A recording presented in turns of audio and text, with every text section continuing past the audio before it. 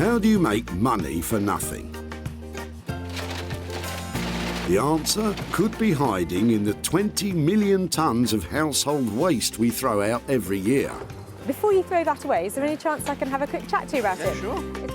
That's why entrepreneur Sarah Moore wants to get her hands on things before they hit the skip.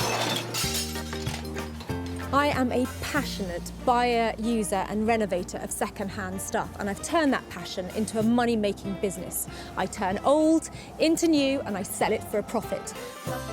Sarah's ready to sift through as many boots and bin bags as she needs to. That is the most fabulous thing I've seen here. This is so exciting. In her search for tip treasure. I love rifling through the rubbish. And with some of the country's elite designers and makers, Hello, hello. What have you got today? I want to do what's right for this piece of rubbish. she can transform her finds into desirable, Look at that. beautiful, Speechless. valuable, You're joking. and hopefully saleable items. You always talk my kind of money, Jay. I love doing deals with you. If Sarah is successful, then she can hand the profits back to the very people who had no idea there was cash to be made from their trash. Wow!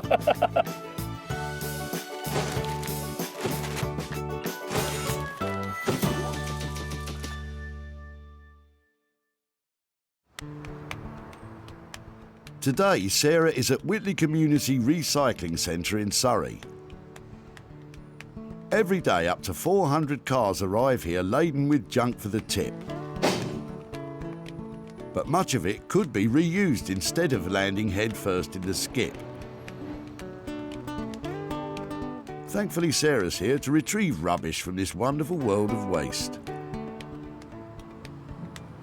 Some people like going designer shopping, others go and play golf. But for me, this is where it's at. I'm in the department store for rubbish, and all I've got to do is find the treasure in the trash.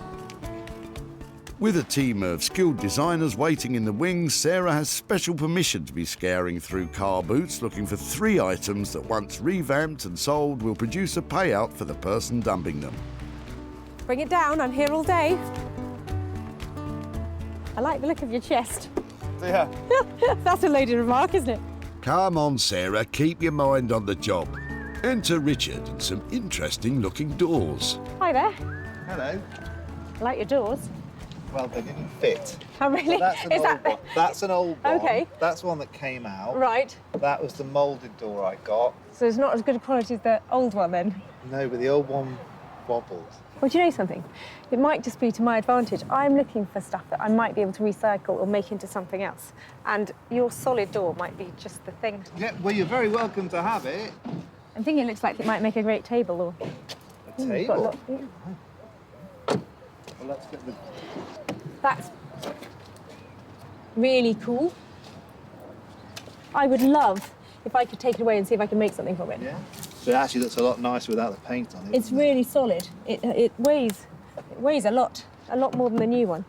I can see lots of potential just because it's so solid and it's really big, which gives me plenty to work with. But what does Richard think? You see, thinking of it from my perspective, I can see turning it into sort of trestle and using it as a workbench. That's what I would do. But my shed's not big enough. Now I've really picked it up. It's really heavy. There's a lot of good quality wood there. That's fantastic. I'll definitely do something with that. Haven't got anything else in there then that needs Yeah, to be I've got a utilised? vintage BT home hub that I don't need. Do you want that? Fine. No, the sun lounge is not going. That's on its way to my allotment. Always worth asking, but on this occasion, Sarah will just have to make do with the old door. I'm going to break the door. If she manages to take it away in one piece, she'll certainly have her work cut out with this old timber. But she does have someone in mind who can help. Rupert Blanchard is a sought-after furniture maker based in Margate. Design-wise, I love making things that appear really clean and simple, but the cleaner and simpler they get, the more complicated they are to make. Rupert's furniture designs command a premium price which belie their humble beginnings. Basically, other people's waste, I find some kind of beauty in it and spend a lot of time and give rubbish a lot of attention to try and bring it back into use. Anything that you might find in a skip, basically, I'm happy to work with it. That's music to my ears. This old door, which Sarah's been given by Richard, fits that bill perfectly.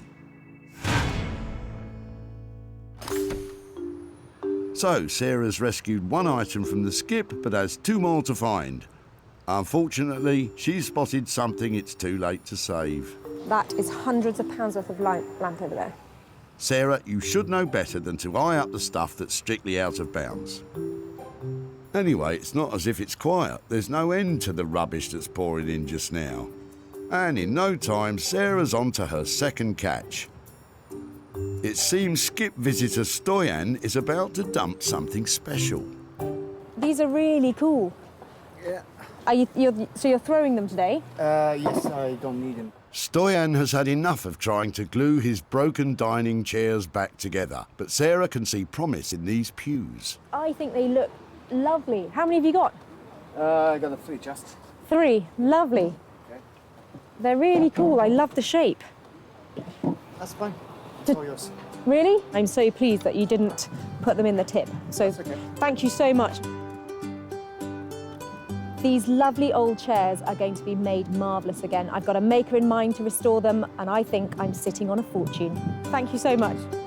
You never know. Someone's rubbish is somebody's gold. So if you need something and you can use that, you're welcome. So item 2 is all set for a spruce up, and Sarah knows the perfect craftsman to overhaul these classic chairs.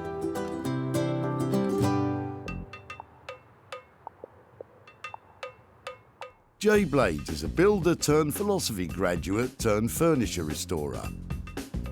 Jay has his finger on the pulse of modern design interiors, reworking the very best of British craftsmanship and bringing it into the 21st century. I've always had a passion for the kind of heritage that the British designers have produced over the years. Traditionalists would love to keep it as it is, but to be reintroduced into the market, I like to just add a bit of colour and add something a bit quirky. I really enjoy adding my bit and not necessarily worried about other people's reactions. It's more about, do I like it? If I like it, then it's good. The 3 rickety stick-back chairs are a perfect project for Jay. But after all Stoyan's repairs, will he be able to stick them back together again? Sarah's successfully secured 2 items for Rupert and Jay's talents, but now she needs to search for a 3rd piece of jettisoned junk she can renovate herself. Anything you fancy in there? But the pickings are looking slim. What's in the box? Shiver me timbers, some treasure on the horizon, or at least somewhere to store it. So what is it about the domed captain's trunk in the back of the car there that I find so exciting? I just don't know if it's being dropped off or if somebody's keeping it. But here's the guy coming now. The chest looks very old, and it could be a great opportunity for Sarah to make some real profit for its owner, Richard. Sorry to bother you, I was just wondering, is that something you're dropping off today? Yep. That looks amazing. Have you just had enough of it? What, is there a story behind it? There is actually. It's my wife's grandmother's. Right. So there's a bit of a story actually. Yes. Well, yeah, I don't know what she used to do with him. And she didn't go abroad, or did she always live in this country? Do you know anything like that, or? She went travelling when she was about 85, 90. So Oh, that's really? all. Yeah. So it's probably. I bet she didn't use one of these. I don't think did she was she? that then. No. Okay. She was quite. Unfortunately, I never met her, but she was She apparently sounds very. quite spirited. Yes. Does it open? Does it still? I think so. Just one of the hinges is broken, but yeah. I think that is absolutely beautiful. And I totally understand why you might have finished with it, but is it something that maybe I could take away and try and restore or do something with? Yeah. Yeah? You wouldn't mind? Rather than let's throw it away. Although it's not a treasure chest, Sarah can see some good money in it for Richard and his family by saving it from the crusher. I really honestly don't know how much it would be worth. I've never seen anything like that, so no idea. This is stunning. It's absolutely beautiful. It's in real original condition, and it would fit into a smart country house anywhere around here. Sarah's search for the 3 items is complete. Rupert will knock the old white door into shape. The 3 chairs are going to furniture designer Jay, and the empty chest will be treasured and given a new life by Sarah. I love the things that I've saved today, but the real question is, can I actually make any money out of them?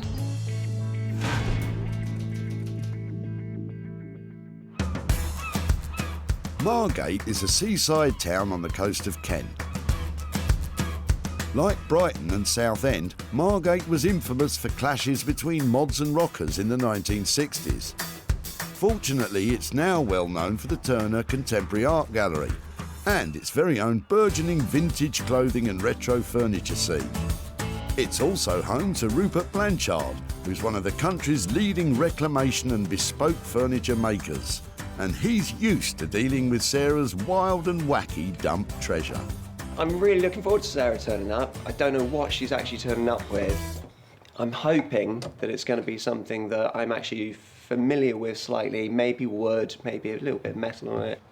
If it's mass production or bespoke, if it's rotten or brand new, happy to sort of apply my own skills to it and play with it, basically. I just want to get on with it. Hello. Hey, Sarah. I'm a bit embarrassed. It's only a door. It's a door, it's great. Door's good. Let's bring it in then. Fab. Here, you take that end. One objective down then. Recognise that straight away. Is a door great? They are great if you've got a gaping wide opening at the front of your house. It's quite heavy. Solid, isn't it? Oh, it's a pine door. That's what I thought. It's a Victorian pine door. That got left in the garden. Okay. This one's really quite square, quite solid. Doesn't seem to have much rot to it. Nice little metal keyhole cover. We could incorporate that into something. I don't know why, but I'm thinking about a dressing table for some reason. So, dressing table. What do you think? A mirror in the top, or is what are you thinking? Well, it's always been straight all of its life. I'd like to make it a little bit more curvy. That might mean a lot of cutting, a lot of making it. It was always stood up straight. Maybe giving it a nice slinky little bend round. So it's perhaps a lower table, turns round, goes up slightly, so you can sit against it and have it either a tiny little work table or a dressing table. A slinky dresser, for somebody who's a slinky dresser perhaps. But how much is this transformation likely to cost? I'd like to get this done in a day. I would like this done and keep this one simple, keep it clean, but keep it quite abstract and sculptural. And so, yeah, in total, no more than 2 days. That's fine. I think if we signed it off like that we're up to kind of 400 quid on it. If there's a bit less than that, that's great. That might mean something more for the guy who dropped it off. So if we keep it to that kind of ballpark, I'm happy with that. Yeah, I don't see any problems with this. It's going to be quite a sculptural challenge, quite a interesting thing. I think it won't be to everyone's taste, this one, but I think we're going to do something new that people haven't seen before with this one. So from distressed door to pop art dressing table, that boy is a genius. With costs of up to £400 to transform this old door into a slinky pop art mirrored dressing table, the pressure will really be on Sarah to sell it for a premium price if she's to return a profit.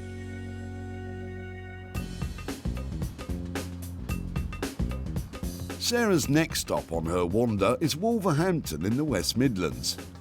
It's here in the Victorian back streets that retro modern craftsman Jay plies his trade.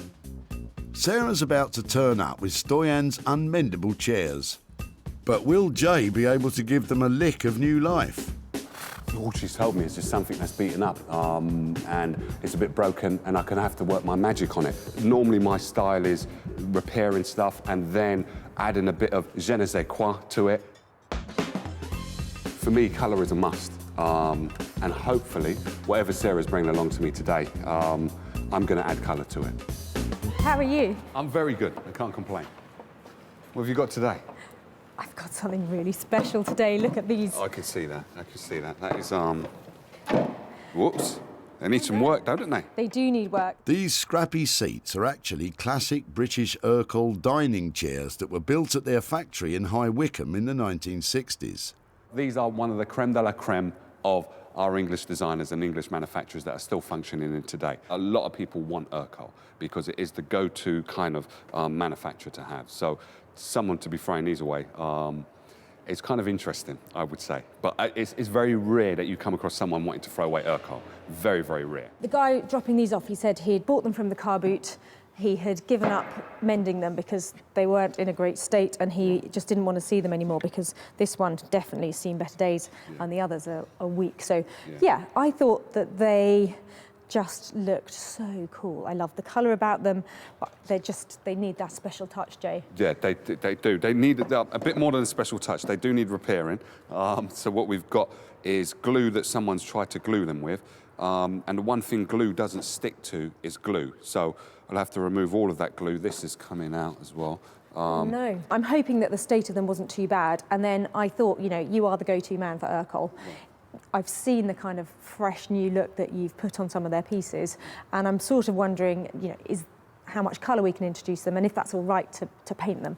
I think that adding some colour is not going to be too detrimental to the design of this piece. I will introduce colour, but I won't overdo the colour on these. It will be very modestly done. I do love these pieces, so I can't wait to start working on them, actually. You know what my next question is going to be? It's going to be money. Money, money, money. £50 each. That's a deal. OK, cool. I'll best get to work then. The total cost of renovating the 3 chairs will be £150. Sarah will need to find the right buyer if she's to turn a profit on these.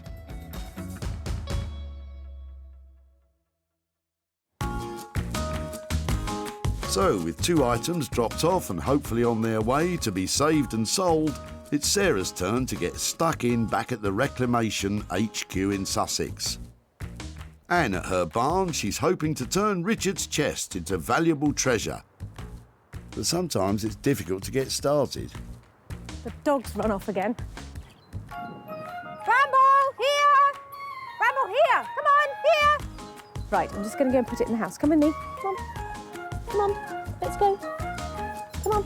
But preparation is everything. The dog is under no control. It just does whatever it likes. It's a nightmare. Bramble may be a nightmare, but the chest Sarah's saved might be what dreams are made of. Actually, I hadn't remembered how it was on the inside. It is a lot better than I remembered, so that's quite cool. I probably won't even have to line it. It's in good nick. Ah, treasure. It's got a bicycle clip in it. Look at that. That means it's at least 50 years old, because nobody uses those anymore. More like 150 years old. And a sweet. Nice. The mother lode, a good omen for turning a big profit. The metalwork and the binding on the trunk is in really poor condition, and that is going to affect how much money I can get for it. So my plan is to try and take as much of the rust and the surface dirt off as possible, and hopefully stabilise it so it's something I can wax to make it look much more attractive than it does at the moment. It's going to need a lot of elbow grease to get this together.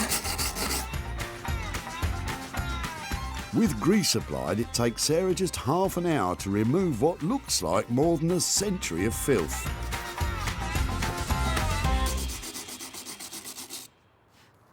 That's great. It's missing its clasp here, look. Should have one of those on this side, but that's missing. It seems this trunk also comes with a lot of baggage. Quite recently, somebody's put a couple of screws in here just to hold the hinge on. So I need to find out how big they are and go and get some better ones, hopefully with some sort of rounded top to them. Looks like they were hammered in before, so I'm not going to be able to do that again. All of the polishing is beginning to pay off, and Sarah's starting to get a hunch that this chest could be quite valuable. What I might do is just take a picture of it and pop it on social media. I'd like to know how old it is, if anybody's seen one like it, particularly if anybody's sold one before and knows how much it might be worth.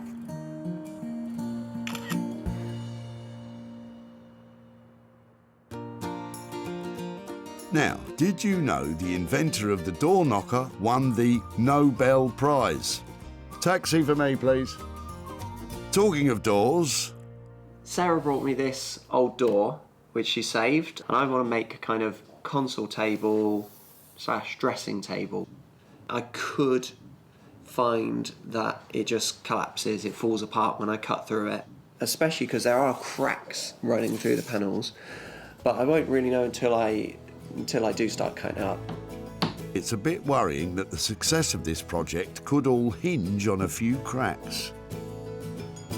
I want to make sure that I'm cutting the shelf to the right level, and this thing doesn't exist yet. I don't know what level it needs to be.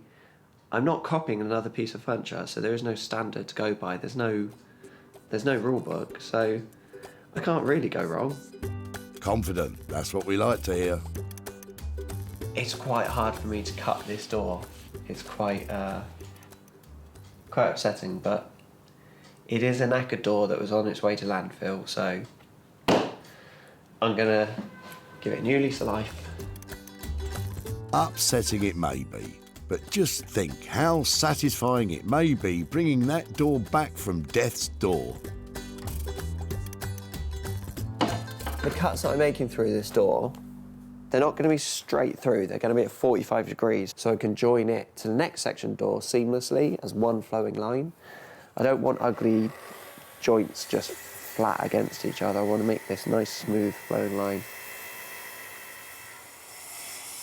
Hopefully, I've sliced straight through at 45 degrees and it won't fall apart, but we shall see. No, not quite. Well, the good news is it's not fallen apart. Oh, not quite through. By cutting this door in half, Rupert's turning this into a do. That's half a door. I have made 1, 2, 3, 4, 5, 6 cuts to this door. Hopefully 6 cuts is all we're going to need. So this little centre section can disappear, and that means that I should be able to fold the door together now. But you kind of get the idea of what I'm trying to achieve, to make it appear as if the door has actually folded up on itself. Don't you just love it when a plan comes together? I'm still experimenting at this stage. I'm just trying to work out the piece of furniture that at the moment it only exists in my head. Yeah, it won't just levitate. Nobody said anything about levitation. Once mastered, that's bound to raise the value.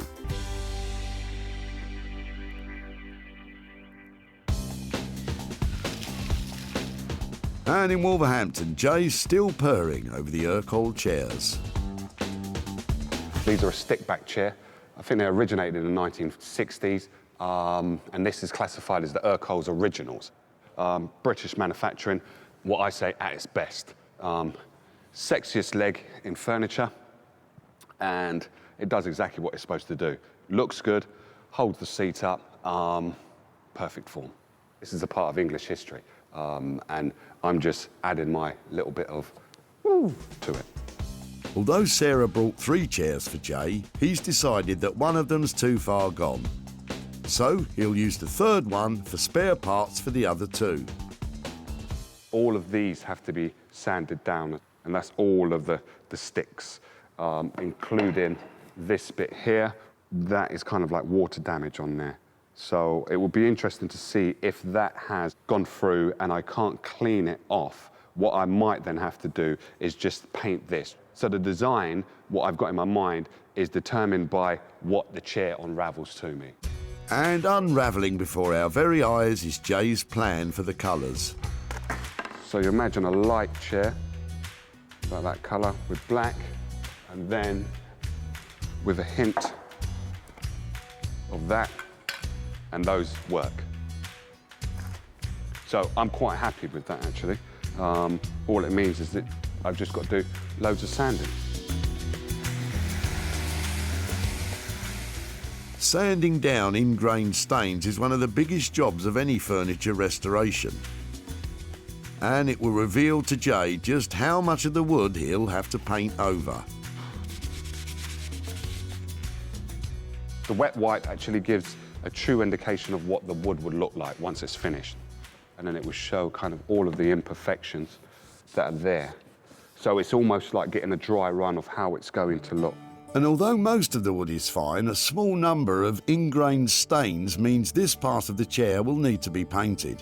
Now this is going to look the bee's knees. I could see a really vibrant mint green. I might just do one leg at the back, but everything else black and just that one leg. And then these I'm probably going to have to paint. This might be black as well. So it would just, it's going to look amazing.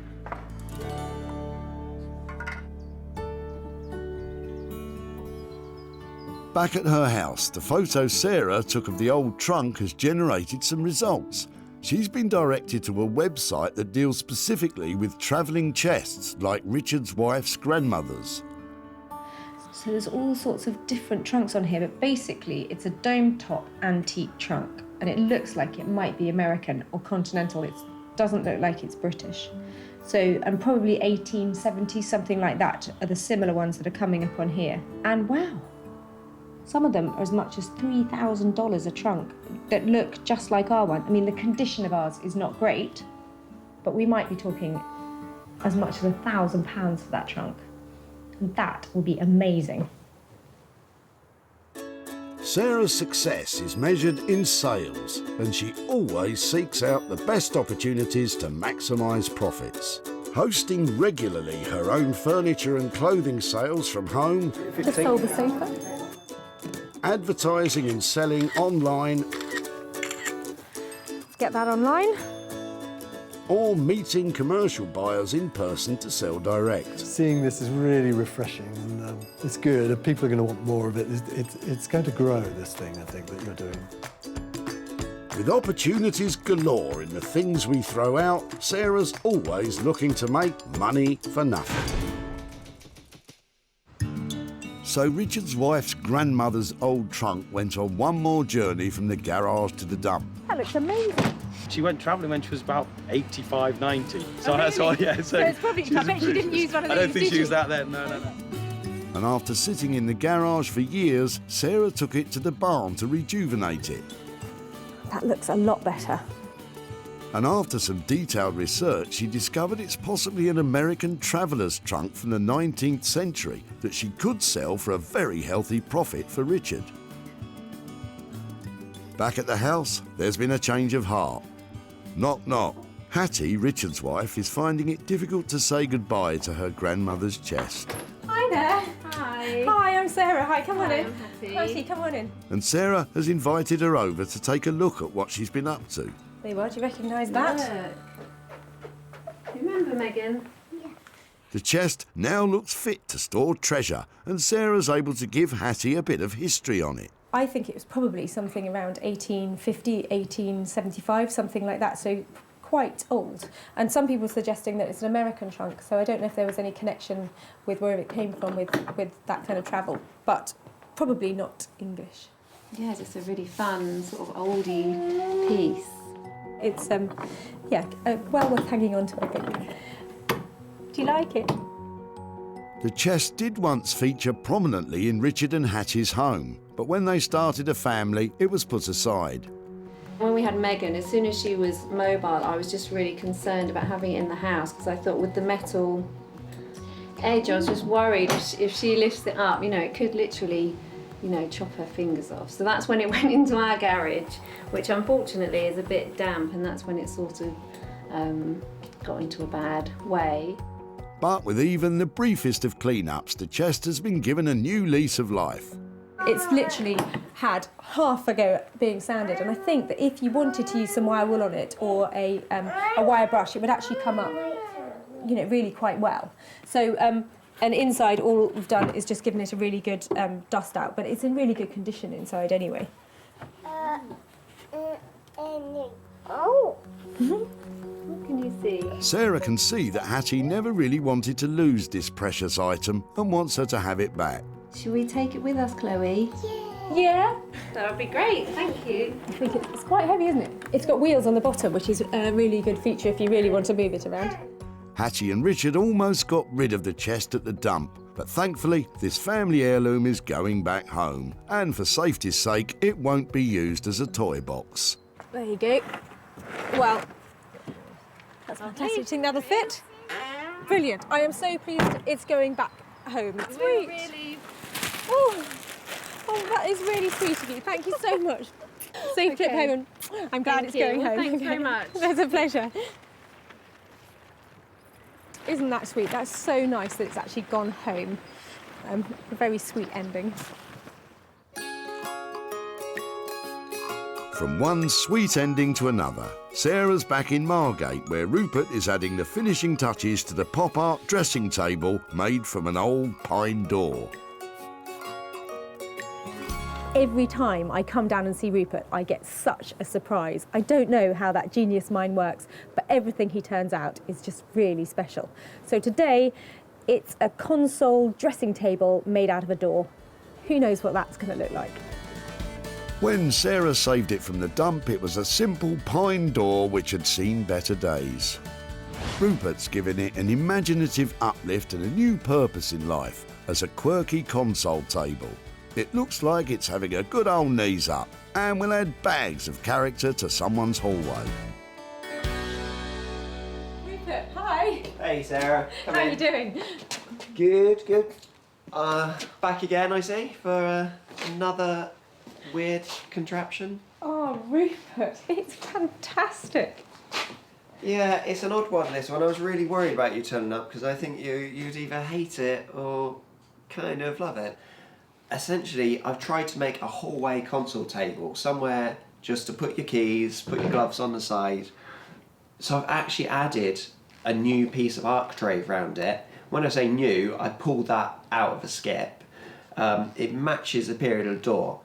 I had that mirror kicking around in the warehouse. It's of the same period as the door. I love the fact if it goes on a wall, it's going to add so much detail, and it's just so simple, and that is why it's brilliant. Yeah, I really wanted to keep it simple. I'm really always interested in the history of pieces, and to me, flaking paint and different colours really tells the story of this previous home. So I think that we said the budget on this was £200 to £400. How did we get on with that? I haven't spent so much time on it, and luckily I haven't had to spend much money on it. I'd be happy to let you have this for around the 200 mark. That'd be no problem. With £200 worth of budget, I should be able to make a profit on it. So thank you. I think it's gorgeous, and there's a wall in my house that definitely needs one of these. So, with Sarah made up with the makeup checking mirrored console table, all she has to do now is find a new home for it. Wow, the beauty in that design is all about its simplicity. It's such a clever idea, and it's so functional. It's a door, now it's a console for a hall. It's brilliant, and I'm hoping that that should make it pretty easy to sell. Who would have thought back in the dump in Whitley that Richard's ill-fitting door would gain a new lease of life as a console table? I can see turning it into sort of trestle and using it as a workbench. That's what I would do, but my shed's not big enough. Shame the shed wasn't as big as Richard's ideas. But the good news is that allowed Rupert the opportunity to customise and crease that old timber, turning it into a cool console table. Sarah has yet to find the right home for this unconventional creation. Sarah's come to Surrey to show Richard how his old pine door has been reinvented. Hi there. No, you're not. Oh, hello. Hi there again. How are you? Hi, nice to see you. Hello. Who's this? This is James and Jessica. Hello, guys. How are you? Good. Have you come to see what happened to your old door? Yes. Come on out. I'll show you. To know how a door can become anything other than a door. James can't really imagine it. Really? Have you thought about what we might have done with it? Yeah, just an old TV. An old TV? Yeah, one of those wooden ones. That's a really good idea. I wish I had thought of that. Do you want to see what we did with it? Yeah, absolutely. Okay, so it looks a bit different. This is something that is probably not everybody's cup of tea, but your door went on holiday, it went all the way to Margate to this amazing designer who's called Rupert Blanchard. And he has made your door into, it's a console table. That is... I mean, but you can still see what it is, can't you? And then when it's in a sort of more household position, I think it looks quite smart. So it's not everybody's cup of tea because it looks a bit scruffy, but I think it's really original. I really like it. What do you think, Jess? It looks a bit different to how I expected. I think it'd go really well in our house. Do you think it would? You do admit that much, don't you? Can we maybe have it soon? Well, it's funny you say that. Normally I come here and I say to people, this is what I've done with your old door and I've sold it and I'm here to give you money, but your door hasn't sold yet. So I can either give you the door or I can hang on to it and try and sell it for you. I'm pretty sure that we're going to be wanting to take that off your hands in the few minutes that I've thought about it. I really, really like it. But yes, so please send us all the... For my room! Yeah, it could be for your room, could be for your room, maybe for the man cave. Really nice to see you again. Thank you ever so much. And I'll be in touch very shortly. Take care, bye-bye. Sarah never sold the piece, but Richard decided he wanted it for his home. Sarah may be £200 out of pocket, but at least it was a happy reunion for the old door and its original family.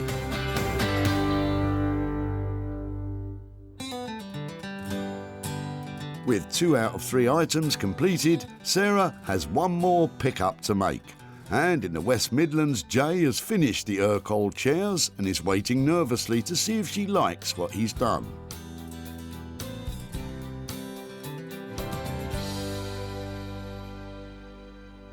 Well, Sarah knows I love Urkel, so her bringing me these, hopefully she'll be pleased with what I've produced. I would have these in my house all day, every day. These are really, really brilliant. But will Sarah agree with the radical approach to colour Jay has taken with these classic chairs? I can't wait to see what Jay has done. He's Urkel's biggest fan, and I'm hoping that with the pair and the spare that I dropped off, he's managed to create 2 fabulous Urkel stickback chairs. When Sarah brought 3 chairs to Jay, they were on their last legs. And now, 50 years after they were made, they're cutting-edge Urkel chairs once again. What have you been up to? You're just a genius. Look at that. Just the one leg. Just the one leg. How quirky is that? All they needed was a decent amount of glue, taking the glue that was out of it, and then putting them back together, and they are ready to go for another 60, 70 years, I believe. Perfect. Made my day. Absolutely perfect. I think you've kept that purity, that Urkel finish and that look, and just enhanced it. Oh, just world class, brilliant. Yeah. Couldn't be more pleased. Flattery will get you everywhere. Flattery will get you everywhere. Oh, good. I think we set the budget at 100 quid for the pair. Did we come in on budget? We came in on budget. We came in on budget. Luckily, Sarah can already see how these ultra-modernised, chic Urkel chairs will sell themselves. They were tired and they were going to a skip, and look what you've done. Yeah. Fantastic. Thank you. Thank you. I'm glad you're pleased. I'm glad you're pleased. I think you can tell. I really do like them. I knew they were coming home to the right person, and I'm sorry to say I'm going to take them away. Yeah, you will. You will take them away. Yes, they needed a little bit of glue in, TLC, but the beauty with Urkel furniture is that it will last the test of time. It will outlive me, most probably, and it will be a case of if we can just add a little bit to it to make it just look like, ooh, or draw people's attention, that's what I'm all about. At the dump, these battered but beautiful Urkel chairs were about to be discarded forever. They're really cool. I love the shape. Sarah thought she could make a profit from them, and Stoyan was very happy to let her try. If you need something and you can use that, you're welcome. And with a touch of J-Blade's design wizardry, they became cool retro chairs with a bright future ahead. Oh, just world class. Brilliant. Couldn't be more pleased. Sarah showed them to Martin of the old cinema, and he snapped up the funky chairs for his retro London store. It's got a nice sort of fun 50s, 60s look about it, and it's just really done well. I like it. Now, Sarah's in Surrey to show Stoyan what became of the chairs and hand over any profit from the sale.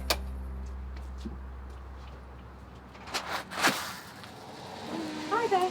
Hello. Hello. Hiya. I'm Sarah. Hi there. I'm Liliana. Hi there. I'm Hi, nice to see you again. Nice How to are see you? Yeah, very well, thank you. I've bought some pictures to show you of your Okay. chairs. Now, I remember you dropped 3 off at the tip, Yes, didn't you? yes. And did you say you got them from a car boot sale? Yes. And they had been stuck together lots of times. Was that you who'd been Yeah, mending them? we used that nearly 9 years. Oh, really? Yeah. They were a bit wobbly and they were quite old. Yeah. They were unstable and we had no use for them in the room. We just didn't have space for them. Okay, so your chairs, would you like to see what happened to them? Yeah, please. There's an amazing guy called Jay Blades who specialises in revamping very hard. furniture. What do you think? It's very hard, yeah. Ooh. Nice. Good? Yeah. Do you think it works? Yes, and this is bright as well. Really good. Yeah. Color contrast is. I don't think you could do that with these chairs. It turns out that those chairs are made by somebody called Urkel. They have a very strong look. Urkel is collectible, and we paid him £100 to paint it all and to make them look fantastic. But we sold them for £200. So I've got £100 here to give to you for your chairs. What's about it? I told you about the We can give them to charity Keep that for the ourselves. charity for ourselves. Really? Yes, please. What I'd like to do is, if I give it to you, then you can choose which charity that you give it to. Macmillans, we at school we did some work for Macmillans, so I could. That would be great if you're happy with that, and if I can send you pictures or anything if you want to show anybody at school how the money came or what we did with your chairs. That's fantastic. Okay. So Thank you. Thank you very much for letting Thank you me for keeping in have touch your. and- Oh, that's lovely. And Thank you. It's a good luck pleasure. with what you're doing. It's really great. Oh well, thank you. They were great to work on. Jay charged £100 to repair and reimagine the Urkel chairs. Sarah sold them for £200, making a nifty profit of £100 for Stoyan and his daughter Viljana. It's been really emotional to see Sarah and what she's done with these chairs. For me, it was just the chairs which done the job for me. But now they look really, really good, and I'm impressed what they've done. Sarah rescued 3 unwanted items from the tip. The treasure chest that steered its way back home. The pine door was revamped into an offbeat console table. And the swing was put back into those 60s-looking chairs. Well, that wasn't quite the outcome we expected for that trio of tip treasures, but it was satisfying nonetheless. That chest has gone right back to the heart of the family where it belongs to be. The console table is now a treasured possession, and the Urkel chairs have raised money for charity.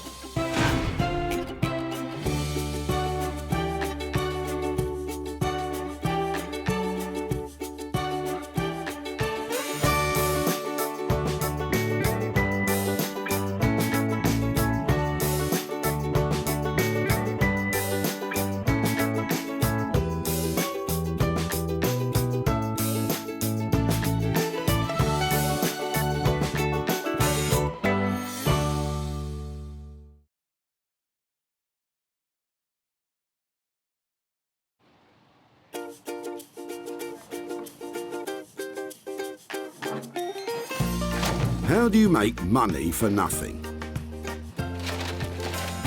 The answer could be hiding in the 20 million tonnes of household waste we throw out every year.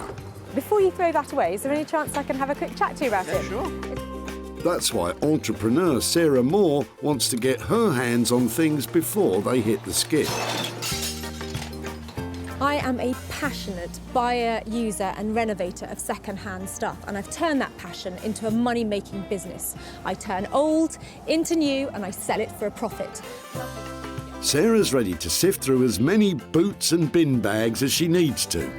That is the most fabulous thing I've seen here. This is so exciting. In her search for tip treasure. I love where I fling through the rubbish. And with some of the country's elite designers and makers. Hello, hello. What have you got today? I want to do what's right for this piece of rubbish. She can transform her finds into desirable. Look at that. Beautiful. Speechless. Valuable. You're joking. And hopefully saleable items. You always talk my kind of money, Jay. I love doing deals with you. If Sarah is successful, then she can hand the profits back to the very people who had no idea there was cash to be made from their trash. Wow!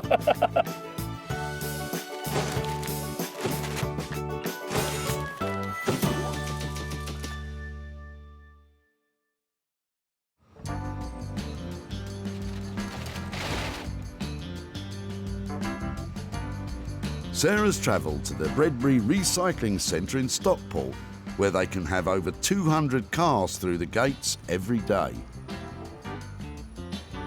So can you hear them? Can you hear them all calling out to me? They're saying, Sarah, save me, don't put me in the skip, make me into something beautiful. And that's just what I want to do. And in the process, I'm hoping to make lots of money too. Sarah talked very nicely to the kind people who run the dump and has secured special permission to ambush people today. Oh look, there's a nice big car coming in. Maybe they've got lots of things in their boot. Sarah's on the lookout for 3 items she can breathe new life into and sell for a profit. No need for one of those in your life then? No. No breaking and entering? Well, I've got other tools for that. Stop bothering the nice cat burglar, Sarah, and get on with your search. Well, it's not long before Sarah has her eye on Chris's leather sofa, but only if it's the genuine article. Is it, this is a rude question, is it leather? Yeah, I think Really? so. Yeah, well, I can remember. Have you had it long? What's the... It's about 10 years of age, that. Probably 12 now, no, about 12 years of age. I used to have 2 Dalmatians, so parts of it's marked. Okay, that doesn't For matter. the dogs wise. We've got a new one, and so this one's just literally been dumped in the cabin.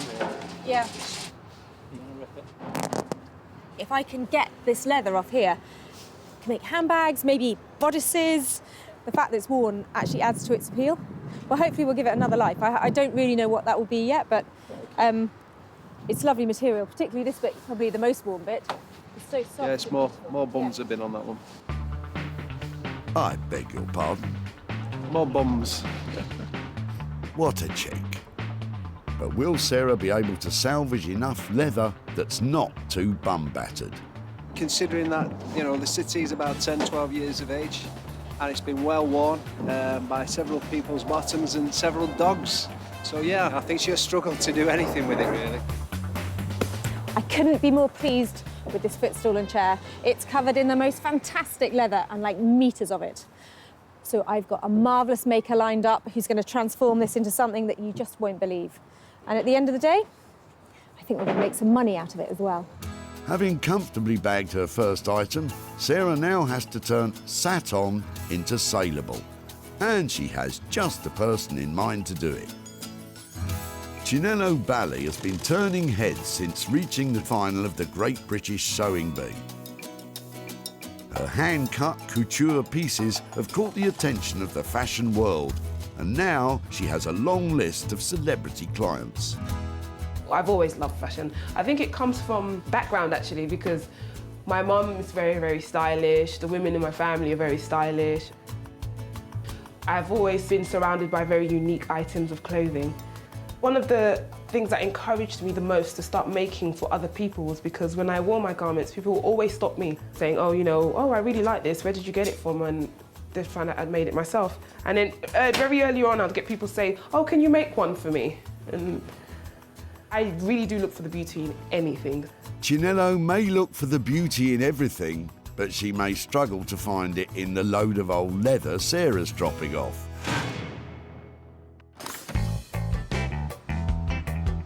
So it's 1 item down, 2 to go.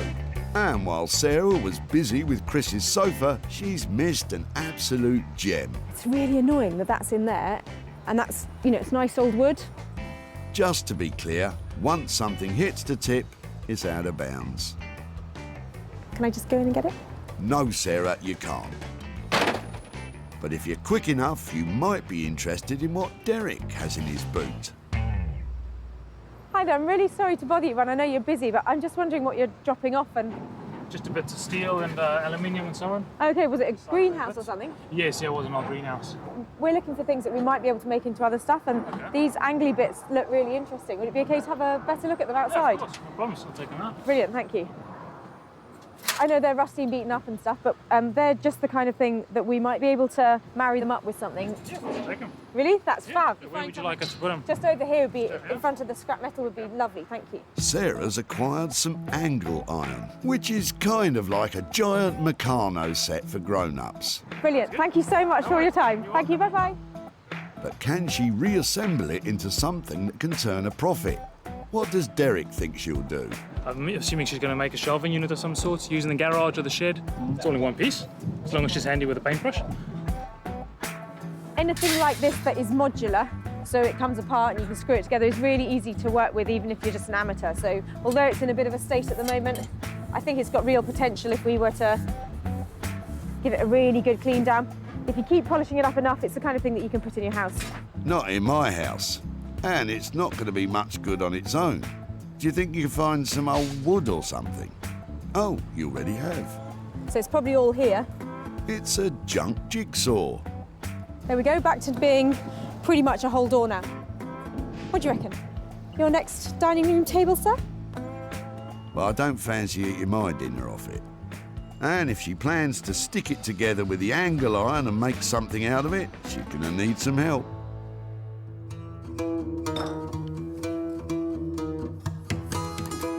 Rupert Blanchard is one of the most imaginative bespoke furniture makers, searching the country for undervalued materials to rework into contemporary designs.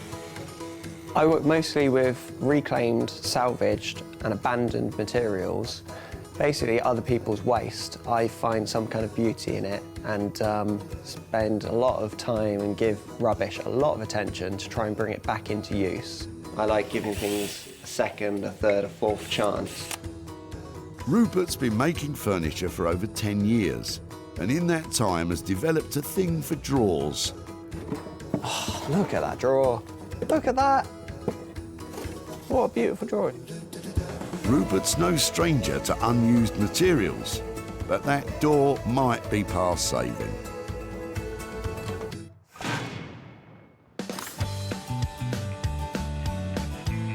With 2 items found for Sarah's marvellous makers, It'd be right to just have a quick rifle through and... Of course you can. Lovely. the hunt is on for something that will be Sarah's own money-making mission. They're really cute. There are 200 cars an hour coming through here. I have got to be able to find something.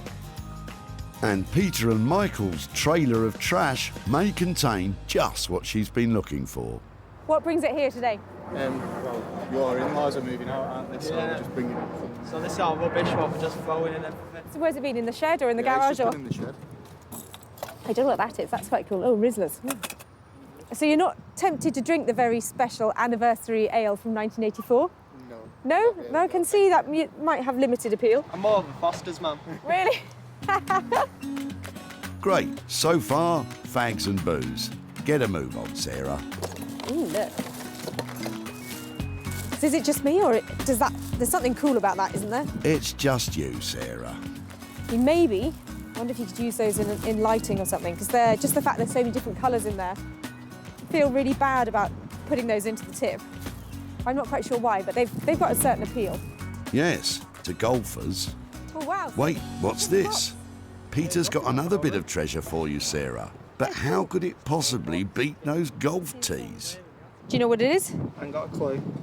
I think that it's, see how it's got an angle like that on it? It's a writing slope. So when people wrote letters, it went like that. So it was like a mini desk when they were, and so there you've got the bit where your pen went. Oh, look, isn't that clever the way it opens up? And down here, and the key that goes with it. Would it be something that we might be able to have a look at? Yeah, no problem. Really? Yeah. Brilliant. Thank you ever so much. Thank you. Now that's more like it. I'm sure you can make a few bob selling it as it is. So everybody used to have things like this, because everybody wrote letters, so we just don't do it anymore. Here, it's very faint lines. This would have been beautiful gold inlay, you know, onto the velvet, so that would have been pretty. So that's a joyful little piece of history there.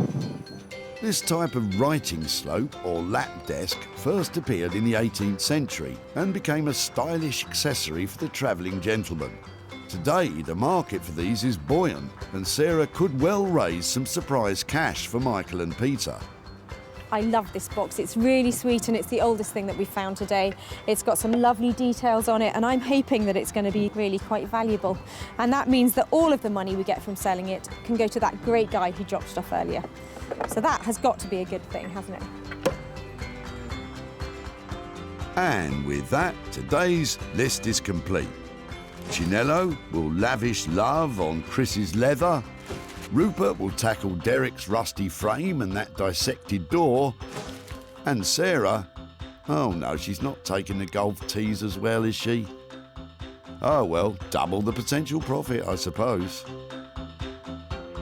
I have cherry-picked my way through loads of rubbish here today, and I've picked 3 potential things that I think will make heaps of money.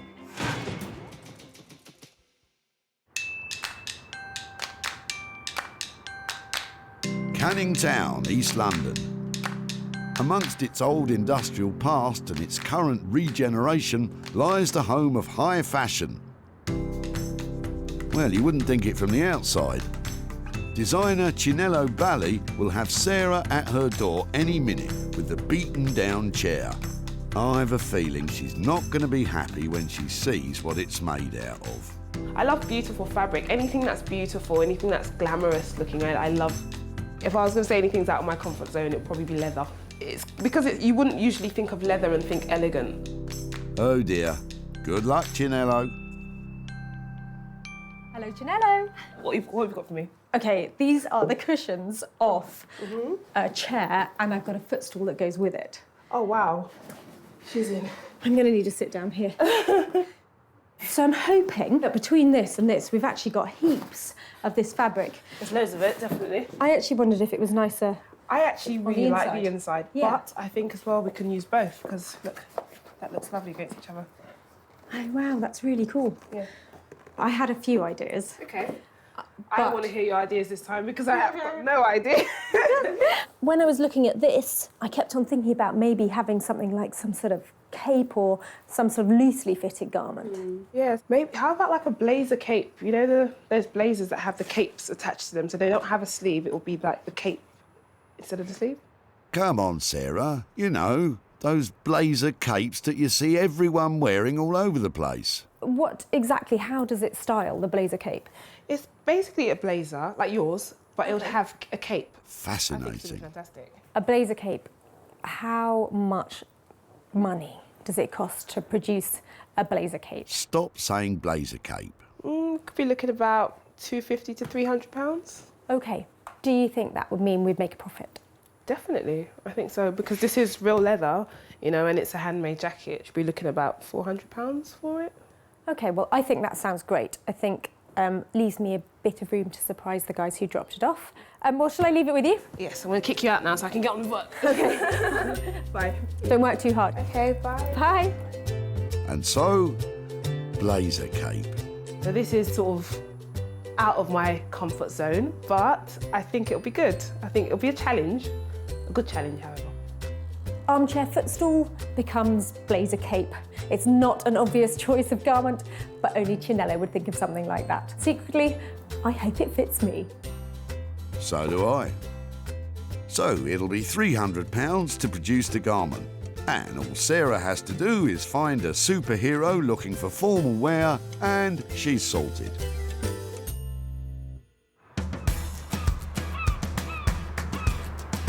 Sunny Margate on the southeast coast. Once a mecca for British holidaymakers, now it's a place where vintage is an advantage and reclamation is the order of the day.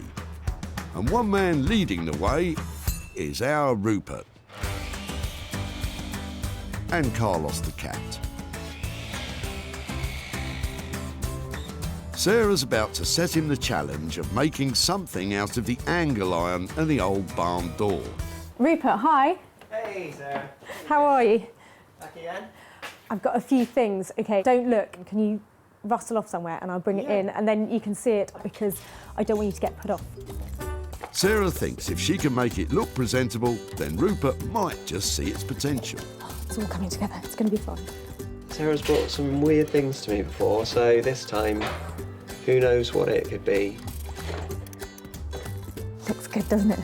Really inspiring. Doesn't look like a load of old junk. I'm not exactly sure who Sarah's trying to convince, but either way, Rupert's getting concerned. Sarah, you all right? Yeah, it's coming together. I hope it's going to be worth it. Can't quite imagine what you're doing yet. It's a lot of crashing and banging coming from out there. Never look better. Rupert? It's like all my birthdays and Christmases come at once. There was something about it. It's been hacked into, it's been cut up. Okay. But I just love the fact, the wear on it, you can't make it look like that. What is it? A toilet door, a barn door? Barn door, I'm thinking. And then this angle iron? Yeah, brilliant, isn't it? I love angle iron, I love it. It's so flexible, adjustable, and it's something that you don't really see now in the home. Everyone used to make their bench in their shed, their shelving in the garage out of this stuff. So, the angle iron's a hit, but the old barn door has some issues. Quite a lot of age, a lot of dry rot there, so it can be complicated to work with. I don't know if you've noticed, but actually it has been cut in half. So there is, it's not quite as intact. So yeah, that's why I was piecing it together so it wasn't. That's a surprise. Yes. It's a jigsaw puzzle. Yeah, I did have some thoughts that maybe this was kind of cut up into parquet to make amazing tabletop, and these were framing it in some way. A table, I see as the easy option for me. Yep. A sideboard would be a more challenging option for me because it's only 2 materials here, so to stretch them far enough to actually make a piece of furniture that you will sit in front of and stare at every day, it'd be quite a challenge. Rupert's never one to shy away from a challenge. But how much is it going to cost? I've got a couple of days' work on this. I would like to really, go to town on this piece. So we're looking at a 400 or so quid. I think that's about right. I've left Rupert in there piecing together that jigsaw and trying to make a sideboard out of the door and that old angle iron. I think he's got his work cut out, but he's so enthusiastic about it. I think there's potential for real profit from this piece. To make a sideboard out of all that rubbish will cost you around £400. So, Sarah will be aiming high in the sale of this one. With the worn leather and the deconstructed door being dealt with by the designers, it's time for Sarah to generate some cash of her own. And back at her barn, she's hoping the antique writing slope will do just that. And I was really pleased to save this the other day. I love the fact that we found something that was really old, and it's a charming piece. It's got sweet little things like its own key still with it. So to think that it was going to be thrown away, I'm really pleased that I rescued it. It's not in great condition, and that makes me worry about how much it's actually going to be worth. There's big chips off the veneer all around here, and I think it's had some restoration on it. In here, in the hinges, you can see how they've been nailed back in rather than screwed, and they're not the original ones. This isn't going to be worth a fortune, but I don't think it should get thrown away. And I know that because of the details on the front of it, the fact it's got the key and the lock, a lovely shield on the front and the escutcheon here, people might even buy it just to be able to reuse those to restore something else. I think the best thing I can do with it is to polish it up and make it look prettier, and then take some lovely pictures of it so that you can see all the details, so it has lots of appeal to lots of different people. When polishing up old veneer like this, it's best to avoid harsh chemicals. A thorough rub with a dry cloth will do the job. This is my very naughty puppy. Come here. It never does what it's told, do you? And the mere mention of a rub has brought Bramble in. I think it's looking better. I'm not an expert on wood. I'm just wondering if that's a mahogany veneer or maybe walnut. Oh wow, that looks really good on there. Sarah's planning to sell the piece online to the highest bidder. I'm going to take photographs from every angle of it and the detail and the damage that it's got so that whoever buys it has got the whole picture. Well, maybe, looking at the state of it, less is more. Come here. A quick look online to compare prices and things are looking promising. So this one's similar and it's £44.50, but I'd say that's got a slightly Art Deco-y, sort of 40s-y maybe feel to it. So I think that one is newer than our one. Victorian writing slope. Right, so there it is. It's listed. Let's hope that it makes £30. Maybe, on a good day, £40. Fingers crossed. All we can do now is wait to see if it makes any money. Let the bidding begin. Sarah hasn't spent a penny on the writing slope, so any money made from it is truly profit.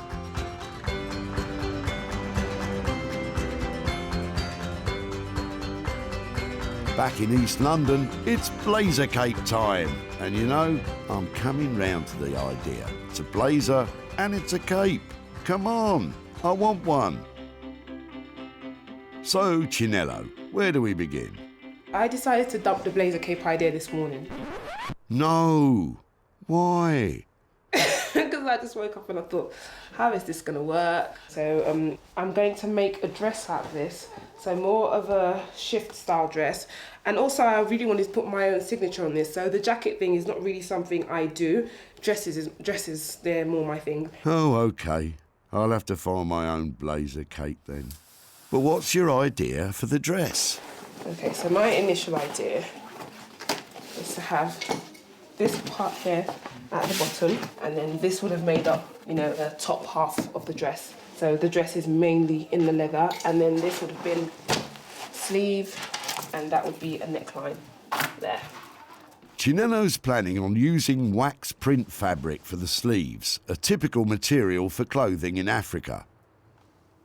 And although this material is dark, they're more commonly vibrant, colourful cotton prints, which historically were used as a non-verbal communication that could indicate status or wealth among African women. I'm just trying to straighten out all the edges, and I was just making my dress a little bit shorter than I want it to be. With the chair and stool completely stripped, Chinello has all the material she has to work with. So now it's just a matter of sewing it all together. Still want to use some of the original seams from the sofa, so I'm going to keep some of those in place, and I'm using contrasting thread that matches with the fabric that I've decided to use for the sleeves. I'm going to use that to create some seam details. Chinello is sewing the panels together using robust and hard-wearing thread, perfect for heavy leather stitching. Can you see that? But there's a problem. Don't know why it's doing that. I need to work out why it's doing that. The leather panels keep slipping away from each other. It's moving. So I'm not sure whether it's too worn or if there's some kind of waxing on it that's making it slide along each other. See? It jumps down as you try to sew it. Even though I start with the needle inside of it, so it shouldn't do that at all, it still jumps. This could potentially be it for the sofa dress. If it's not going to sew, what am I going to do with it? The more worn sections seem impossible to sew together, and considering most of it is well worn, Chinello might not have enough material to make a wallet, never mind a dress. Because it's not like it's not sewing it, it sews it in bits and then it just gathers it up at the bottom, and it was doing the same thing on that machine, so I moved over here. What are we gonna do now? I'm not sure we'll be able to do this one. Is this the end of the road for Chinello's dress? Let's give her a chance to think.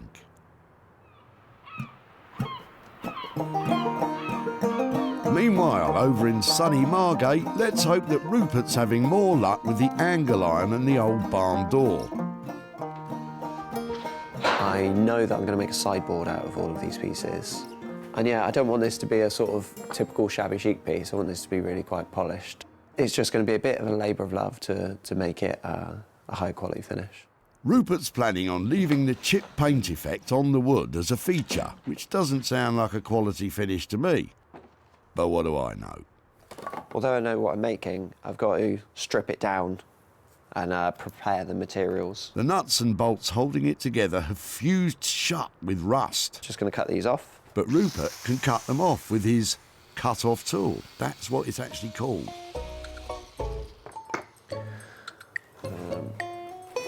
Just use a hammer because these will still be quite hot. Once the door is taken apart, a few more screws. You can get an idea of how much usable wood he has to work with.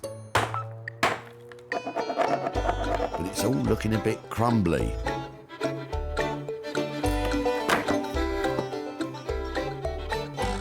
And it's not looking good. This is a good representation of the door overall, in that it is just crumbling. It's got a lot of normal rot and a lot of dry rot. Ideally, any carpenter making a cabinet doesn't start with rotten wood. Now on this table is everything that's really usable. I've got it down from what was a pile of rubbish to an organised pile of rubbish. I suppose that's some progress. There's still a good 60% of this door that we can reuse. With just enough wood to construct a sideboard, Rupert gets to work sawing the usable pieces into planks to match his very intricate blueprint on the floor. Next comes the angle iron, which will form the structure of the cabinet. Angle iron became very popular amongst do-it-yourselfers. With its easy-to-assemble design, it was possible for almost anyone to build anything from shelving units to greenhouses. The more I put together, the closer I'm getting to working out what this needs to become. Rupert's on a roll and looks to have this finished in no time. But wait a minute. That's one short and two wide. That's one short. Where are the other pieces of wood? I've miscalculated it. Uh-oh, with such little door to work with, that doesn't sound good. Oh, this is nuts. This is a problem with having a warehouse full of rubbish, that I often lose a piece of wood that I just cut. Good luck finding it in there, Rupert. Maybe Sarah will be happy with half a sideboard.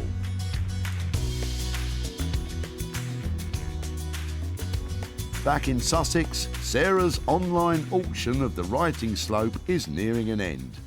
Exciting. She was hoping for around £40, and with a few seconds to go, it's sold. Well, the writing slope has sold, but it hasn't made great money. It's made 15 quid, which is better than nothing because it was literally about to go into a skip. So if that has only made £15, I want to make a bit more money than that to give back to Pete.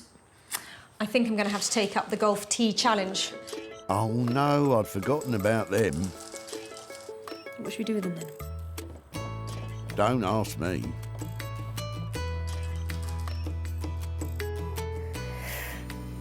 Art installation?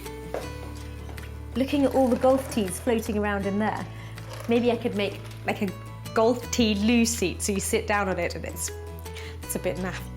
I'm certainly getting a whiff of something. But I think I've got it now. It's going to be a tribal style necklace. Cool, hey? Anything you say. If I wrap this really cool red wire around, and then it might make the golf tees look a bit more attractive, a bit more tribal. Well, I suppose it's not bad for a last-ditch attempt to make money. I'm going to make a few of them and hope that I make some money that way. But finding a buyer of tribal jewellery might be tough.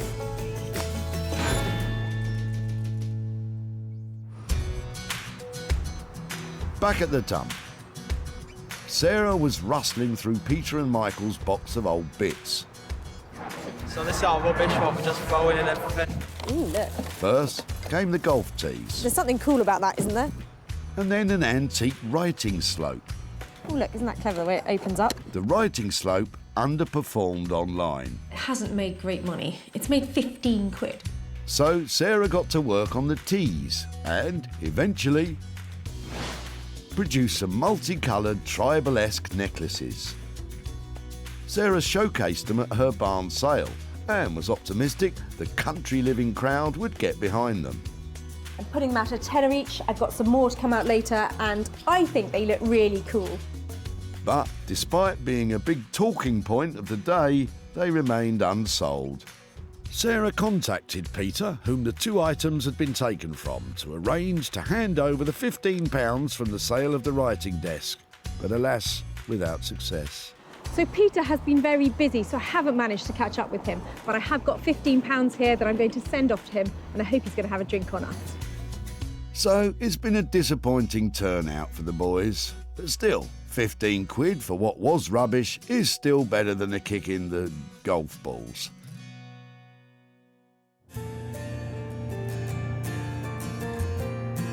Back in southeast London, when we last saw Chinello, her head was in her hands and the leather was in a heap on the floor. Her sewing machine had met its match, and now Sarah's on her way to see something, I hope.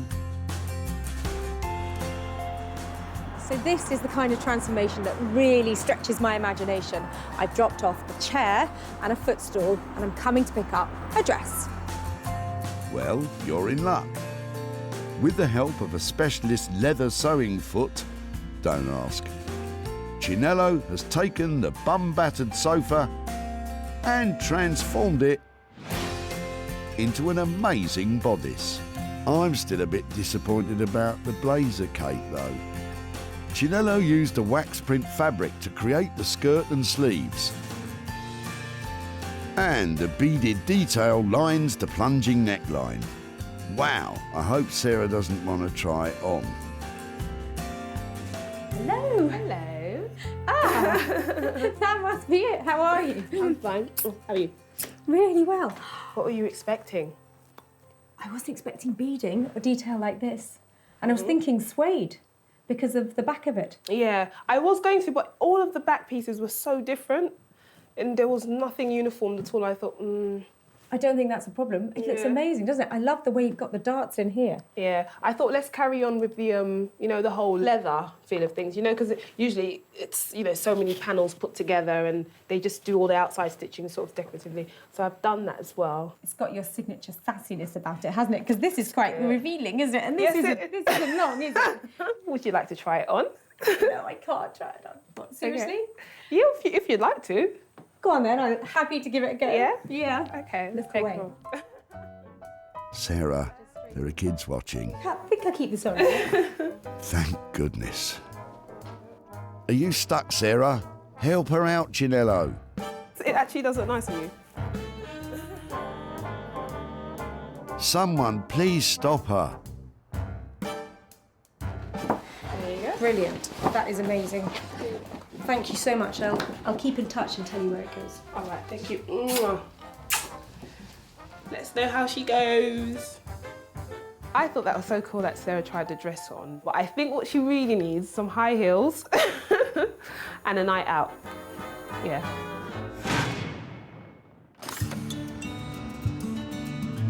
Back at the dump, Sarah saw potential in Chris's faded leather. If I can get this leather off here, it's beautiful, it's really soft. More bums have been on that one. The bum bashing didn't bother Sarah, but Chris was sceptical. Considering that, you know, the city's about 10, 12 years of age, I think she'll struggle to do anything with it, really. Luckily, Chris was proved wrong. With the expert eye of Chinello, it was transformed into something spectacular. Sarah's been working her socks off to find a buyer. But with this bespoke piece, made to measure no one in particular, Sarah's been unsuccessful in finding someone it will fit. Sarah travelled back to Stockport to tell Chris the bad news. But you never know, it might fit him. Hi Chris, how are you doing? Hi. Nice to see you again. Hello. Your sofa has been to the most fabulous dress designer. Okay. She's called Chinello Bally, and she's a freestyle cutter of fabric. Okay. And this is what has become of your chair and your... Wow, very, very different. Is it Extremely different? It's, I do recognise the leather, but that'll be it. So our brief to her was, you know, do what you like. We had a few different ideas about Mm-hmm. maybe she'd make it into a cape or a blazer or something like that. But in the end, she's made a really striking dress from it. So what do you think? It's not your size, is it? It's definitely not my cup of tea, as in wearing wise, but I can see that it looks good quality and it's really different. So yeah, it's definitely it's not a settee anymore, isn't it? At this stage, what I'd really like to be saying was I've made your chair into a dress and I've sold your dress and bring you some money, but I haven't had time to sell it yet. So what I would like to do, if it's all right, is hang on to your dress and try and sell it for you at a profit, and then be in touch with some money at a later date. Okay. Chinello's work cost £250 to create the dress, but as yet it has unfortunately failed to sell, which means Chris will have to wait a little bit longer before he receives any profit.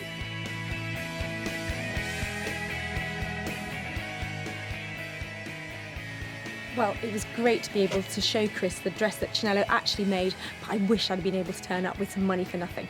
But hopefully I'll be in touch soon and have something to share with him. I didn't know what she was going to make, but her dress would have been definitely the last on the list, let's just say. So yeah, definitely wasn't the case that I was thinking she's going to make a dress out of it at all.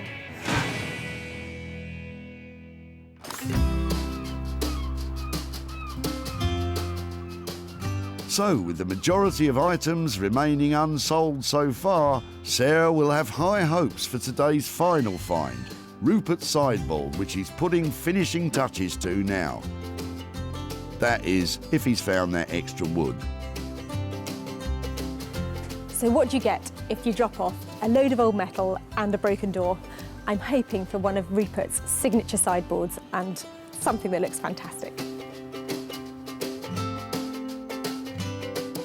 Before, it was a rotten and rusty pile of wood and metal.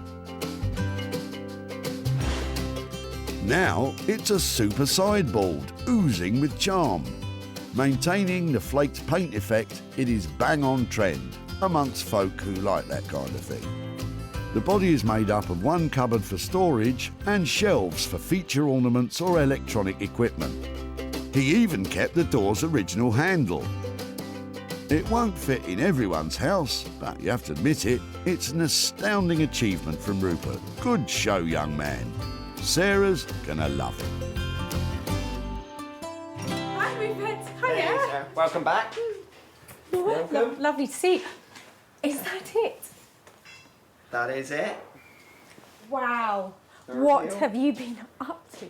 Here it is. It's definitely a fun one. It's been quite a bit of work to turn a pile of rotten painted wood and a bit of old scrap metal into something usable, into a new sideboard and cabinet for your home. I did say I was going to retain some of the paintwork. I've retained nearly all of the paintwork, I'm afraid. That was my favourite bit. I absolutely loved all of that distress and that kind of thing. I think it is charming. It's not too big. It's beautiful. I absolutely love it. I tried not to make it too specific to one room. Hopefully it's a multi-use sort of piece of furniture.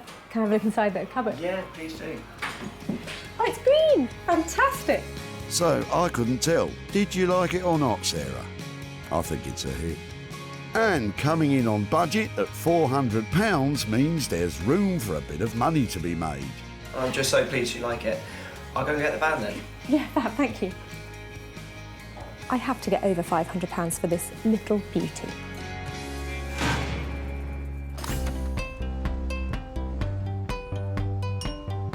Back at the dump, Sarah ambushed Derek for his angle iron.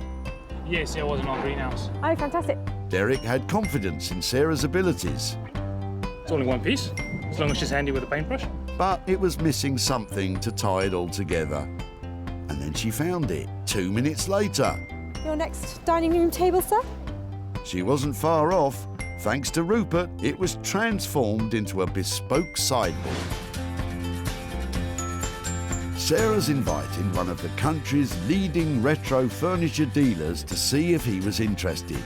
And it turned out he's a big fan of Rupert's. Well, I love this, and I love his work. With a fish on the hook, Sarah tried to reel him in with some big figures. Probably in order to see profit, I need to sell this for £550. It's tight.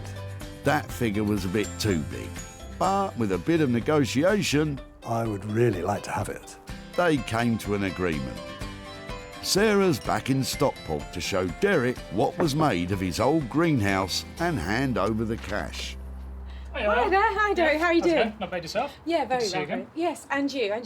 Any ideas what we might have done with your frames? I can't think of anything except the same that was before, a shelving unit of some sort, or maybe an art display unit. Yeah, well, actually, they were turned into a sideboard, and I've got some pictures to show you. Okay.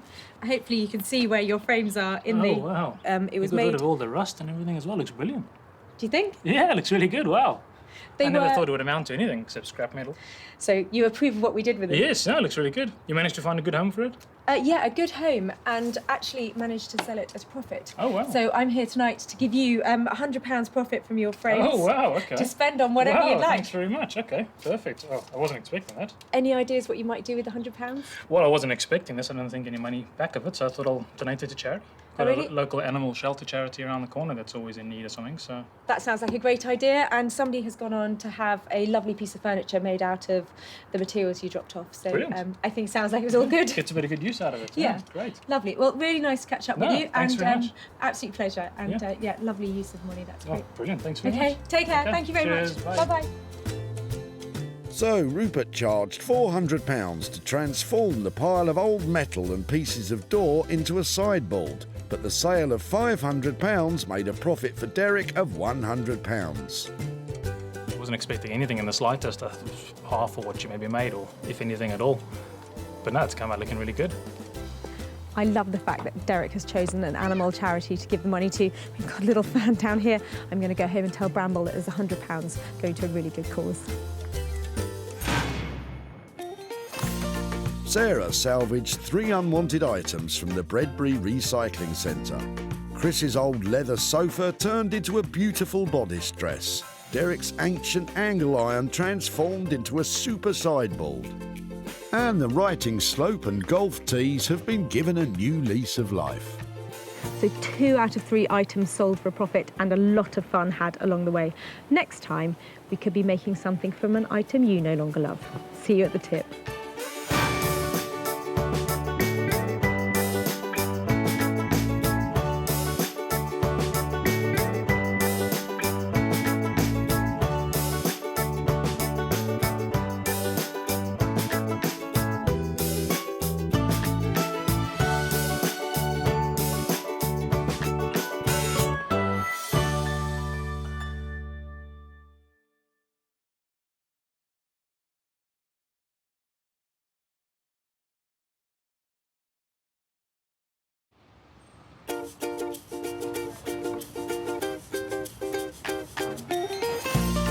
How do you make money for nothing? The answer could be hiding in the 20 million tonnes of household waste we throw out every year. Sorry, Spotty, before you throw that away, is there any chance I can have a quick chat to you about it? Sure. That's why entrepreneur Sarah Moore wants to get her hands on things before they hit the skip. I am a passionate buyer, maker and user of old stuff, and I've turned that passion into a money-making business. I turn old stuff into new stuff and sell it for a profit. Sarah's ready to sift through as many boots and bin bags as she needs to. Look at that absolute box of joy. These are just fantastic. In her search for tip treasure.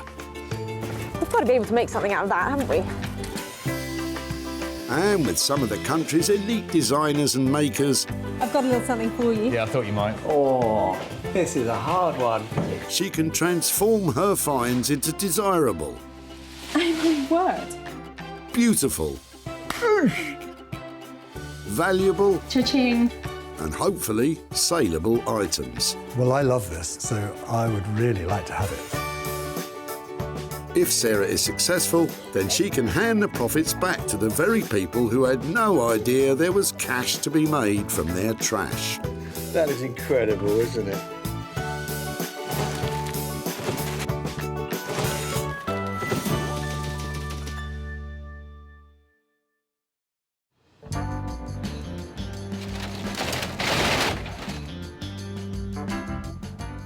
Sarah's at the Bredbury Recycling Centre in Stockport, just outside Manchester, where they can have over 200 cars a day through the gates. I am loving this place. It's so busy. There's cars coming in all the time, and in the back of them, I know there is great stuff that I can make into something fabulous. So I'm off now to have a proper old rummage. Remember that Sarah has special permission to rummage about today, so don't you go pestering people at your local recycle centre, or you'll be the one getting thrown out. I love rifling through the rubbish. Sarah's on the lookout for 3 items with the potential to turn into hard cash for their owners. We're looking for stuff that we can recycle, so I'm thinking there's not much in there, but I think you should take the bunny home. Some things, though, are just destined for the dump. But coming in at the far end, Mike and Judith might be able to give Sarah a step up in her search. There's a ladder just coming up here, so I'd really like to take a look at that. I don't know if we're actually throwing it away, but must be able to do something good with that. Hiya. Hiya. Sorry to disturb you, I know you're busy. I was just wondering, are you getting rid of all of this today? Or? Yes, we are. Really? Yes. Yep. Where's it come from? What's happening? What are you doing? Well, we're clearing a house of wife's late auntie. Oh, really? Yes. Yeah, it's a lot of hard work, really. A life leaves behind a lot of stuff, doesn't it? It does, it does. I'm just quite interested in the ladder. If it'd be okay to have a look at it and get it out and see how it works and all that kind of thing. No problem with that. Lovely, thank you.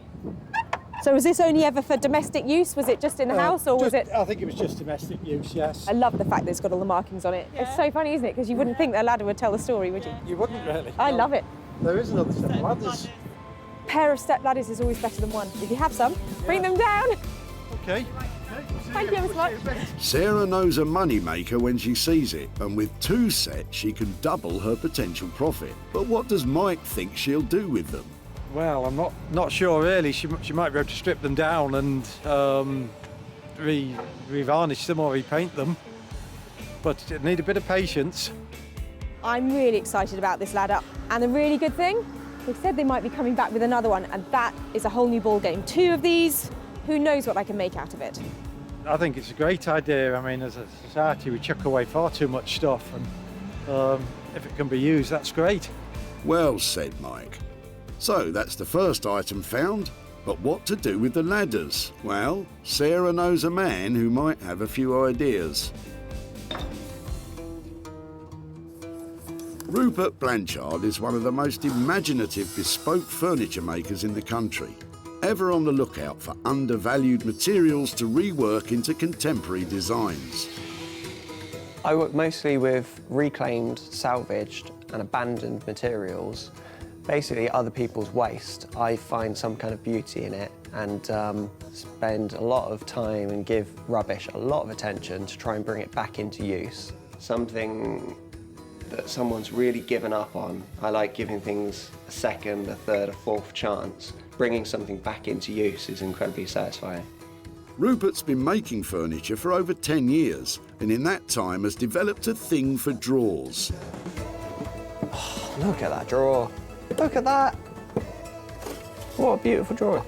He's the man to make old wood useful again, but making use out of those ladders might be a big challenge.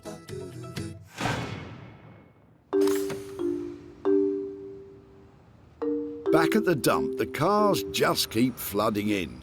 There's too much going on. I can't keep on track of it all. With 1 item under her belt, Sarah's got a spring in her step and has now set her sights on Andrew's boot. I'm sorry to bother you when you're busy, but I was just wondering, we are looking for things that we might be able to make into other stuff. Yeah. Is there any chance I could, have a look and see if it's something? Yeah. Oh, they're heavy, aren't they? Yeah. Wow, so what, they're the suspension, or? Yeah, that's what keeps the car on the road, basically. They're really cool. Any chance I could take them away and see if I could make something? Yeah. Andrew's springs may have come off his flash Jag, but it doesn't mean they're worth much now. It'll take a bit of creativity for them to turn a profit. We've got to be able to make something out of that, haven't we? Well, what does Andrew think can be done with them? Well, she had 4, she'd have a coffee table or something like that, and maybe even a stool. I was worried about their appearance at first, but I know that you can get things powder coated, which means sprayed in beautiful colours, or you can get them dipped in materials like chrome or copper. And then they'd make fantastic lamp bases. And a lamp on an occasional table, people are going to pay £100, £150 for one. And I've got 3. She's my absolute baby. So, thanks to Andrew's baby donating her old suspension springs, Sarah's onto a moneymaker. And she already has someone in mind who might be up to the challenge.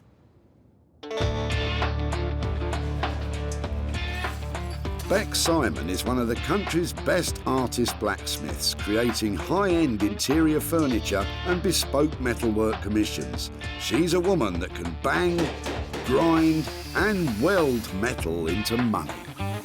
Working with found objects is quite different from what we normally do, because we work with our clients and we produce designs and we work with them. So this is kind of like really freeing up the mind and seeing, you know, what object we've got and how we can make it work into something really cool, modern and yeah, desirable. So it's going to be fun.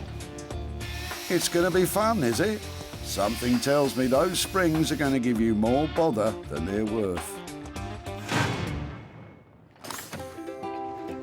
In the meantime, that's 2 items found that Sarah can offload onto her designer pals. But now she needs to find something she can sink her own teeth into. But with the day getting on, she seems to be grasping at straws. Well, sticks. See, that might be your next... The catapult. Your next candelabra or you know, something on your dining table. You won't believe you could get a full tree in a car. And it looks like word spread round the dump that Sarah's making money out of their rubbish. Anyone send it to me, not him. All right now. You'll be lucky. But what's this? Eagle-eyed Sarah might have just spotted her own personal project, because Eric could be throwing out just what she's been looking for. I'm really sorry to bother you. I can see you're busy. Yes. I'm just looking at your Monopoly sets. Can I have a quick look? They're my daughters originally. Oh my word, you've got hundreds of bits there. Yeah, hundreds of them, yeah. We're looking for things that we might be able to make into other stuff, and things like this would be lovely to get hold of and see if we could do something with. Would you mind? No, I wouldn't mind at all. And let me No, have I'd rather somebody else have them. And you've got another one there as well. May I have a quick look at that? Yes, that's the very old one. See, that's when she had it, when she was 8. Wow, that's amazing. May I open it? Yeah, when she was 8 years old. Oh, that's so sweet. Yeah. That's amazing. Thank you so much You're for welcome. letting me take them. That's brilliant. Sarah can see potential profit in her own personal project. But what does Eric think she can do with it? Your guess is as good as mine. But I'm glad that you can recycle them. I prefer to recycle anything. There's 2 sets of the, I want to call them charms because I think they look like little jewels to me. So altogether, I think as a collection, they make some fantastic jewellery. Lots of potential here and something that I'd really like to play with myself and see what I can make. So lovely, I'm really pleased with that little lot there. All the toys from Disneyland from 1986 and things like that. I've come to a point where I like to let things go. I really like the board because what we're doing here is pretty much a game of chance, so that pretty much sums up the day, doesn't it? I'm hoping there's no luxury tax. And I definitely don't want to go to jail. Right, stop playing about now. Down to business. How much do you think you can make from it? I'm aiming for 100 quid from my Monopoly box. I think I can do it. 100 quid profit to return to Eric. It's like landing on chance and getting a bank dividend in your favour. And with that, the list is complete. 3 potential money makers. But wait a minute. Oh, hello. Again. It's Judith and Mike keeping up their promise of a second set of ladders. Great, you know, a pair makes it really exciting. It more than doubles the potential of what we might be able to do with it. So now the list is complete. Rupert will reimagine Mike and Judith's ladders, Bex will bend Andrew's springs into shape, and Sarah will take a chance on Eric's Monopoly sets. We have had a fantastic day here. I've got some amazing pieces and just the right people lined up to make them into something fantastic and to make some money along the way.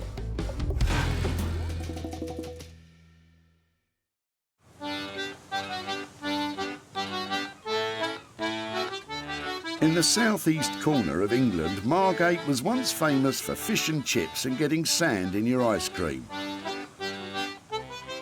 But now,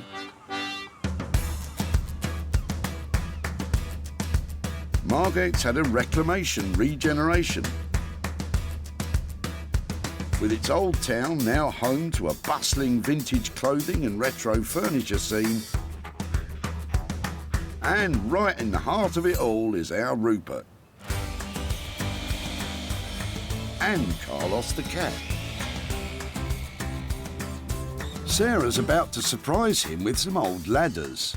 I hope it's something that I'm familiar with and I can identify its history. Rupert, You brought a ladder. do you like a ladder? You brought wow years ladders. How could these end up going to landfill? Beautiful ladders. I thought that they were just lovely. I loved the fact that the stuff they were covered in was the story of the house that they come out of. They were part of that home. This is the bedroom, that's the dining room, that's the hallway. Is there anything particular you want me to play with, or am I allowed to just go wild with these two? So I'm seeing maybe a couple of pieces. Do you think that's the direction to go?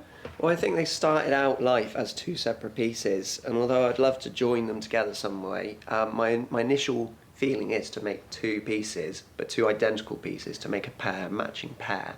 Perhaps one of the ideas is to make a metamorphic chair, which is a kind of chair that they used to use in little studies and libraries and places where they didn't have room for both a ladder and a chair. But somehow I'd like to bring another element into it. So chairs that flip around, they turn into ladders, they flip around again, they turn into a coffee table. Maybe there's some way that the two matching elements can lock together and become something new. Rupert's transformer chair is more commonly known as library steps. First built in the early 19th century as a space saver, they could be used as little stairs to reach topmost bookshelves in libraries, whilst doubling as domestic furniture. But the question is, how much is it going to cost to construct? There's got to be somewhere around a couple £100 per item to design and produce the final piece. But we kind of have to see if you're what we can do once we've deconstructed it. We learn more, and you have a better idea about what the final outcome will be. At that price, I've got real potential of making some money for those people and surprising them with some worthy, proper chunk of cash, and that would be just the best outcome. We'll give it a good go. Right. Wow. I love Rupert's ideas for the ladders. A pair of things, always more saleable than one, and metamorphic furniture, these things are going to be fab. So chair, ladder, and possibly table, can't go wrong. I want to do what's right for this piece of rubbish. You and me both. So, it's £200 each for two items. Or is it £400 for one big item that fits together? Either way, at that price, Sarah's confident of a tidy return. Sarah's next stop is away from the hustle and bustle of seaside salvage and into the heart of the English countryside. Tucked away in amongst the quaint villages is the place where metal goes to die.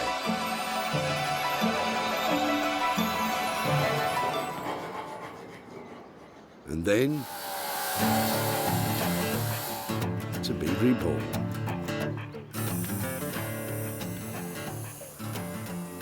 Sarah's ready to surprise Bex with the suspension springs from Andrew's Jag to see if she can, something to do with lighting.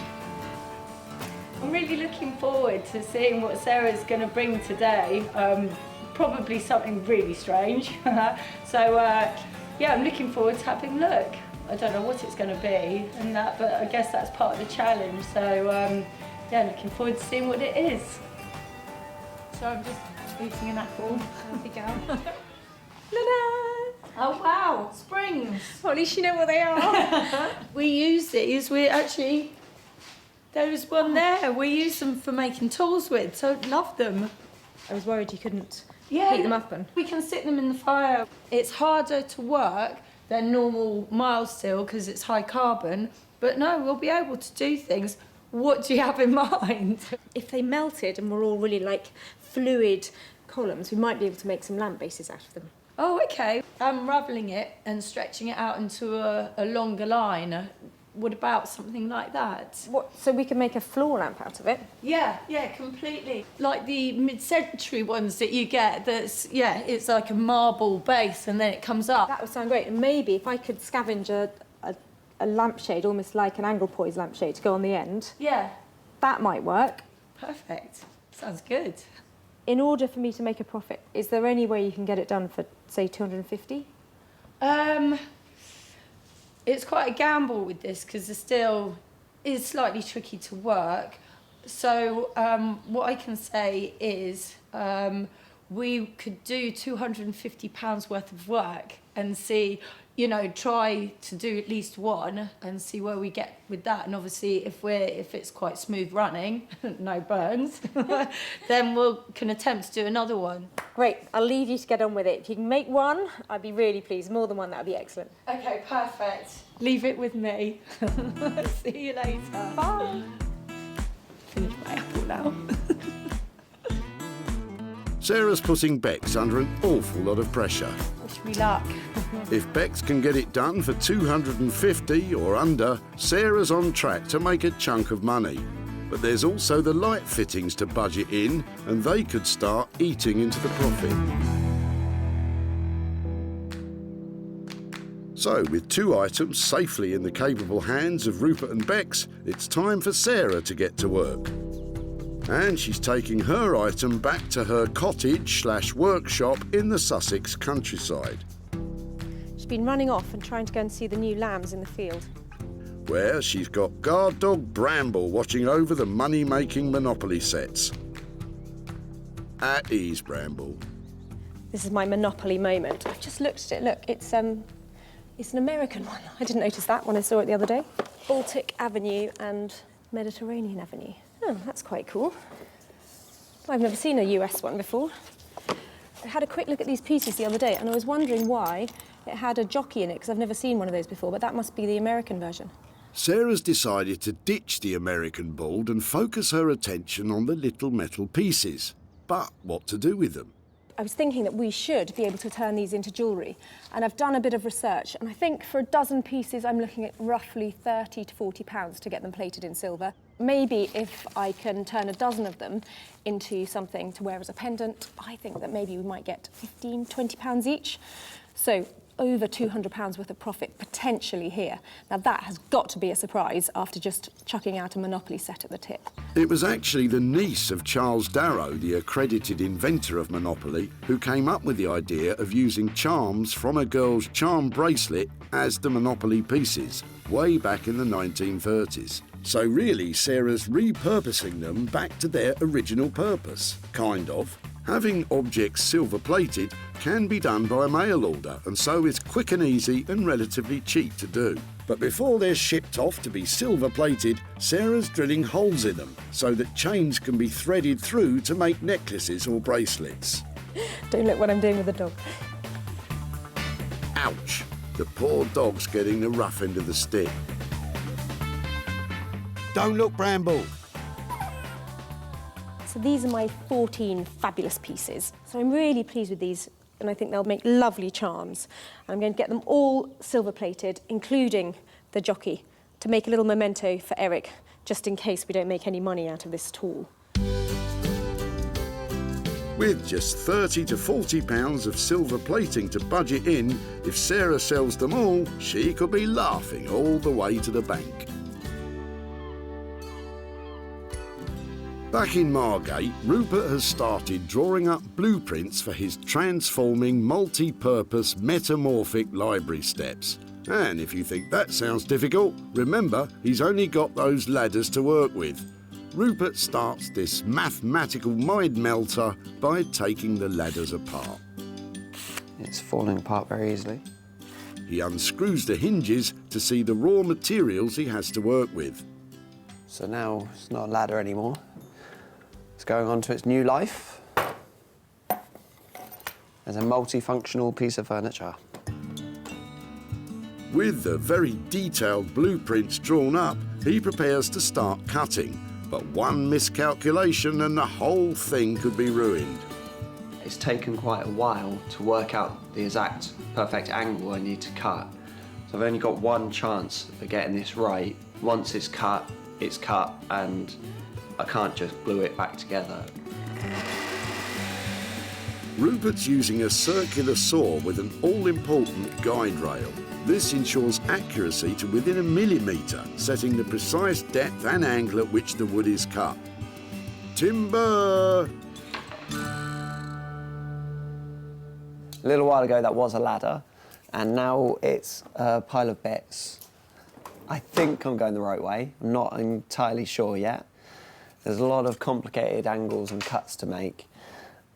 Yeah, there's still a lot of problem solving to do. Well, you'd better get a move on. There's 2 of them to do, remember? Somehow, this needs to now flip together. This is a tricky bit. Somehow, this has got to work through 2 angles, which hinges generally don't do. It all hinges on this. Will Rupert's calculations match up and make fold-away furniture? Yeah, I can kind of see where he's going with this, but it's a long way from something I'd pay a few £100 for. It all will be revealed. Well, I, for one, cannot wait. Back in Surrey, Bex is making a start on uncoiling that coiled spring, soon-to-be floor lamp. Twist it.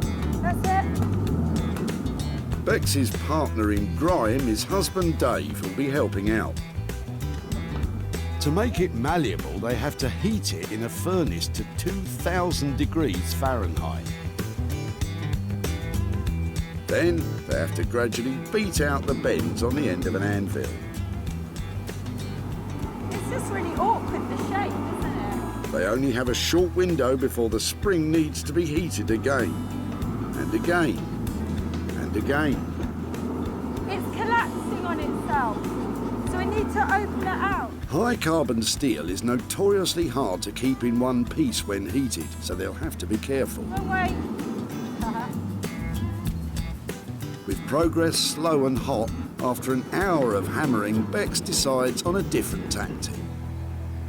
We're just gonna unravel the middle bit and then the end bit, and then we'll take it next door and do it on the fire bits so the slower and stuff. But yeah, it's tough. Bex and Dave retreat to the relative peace and quiet of their own workshop. Gone deaf.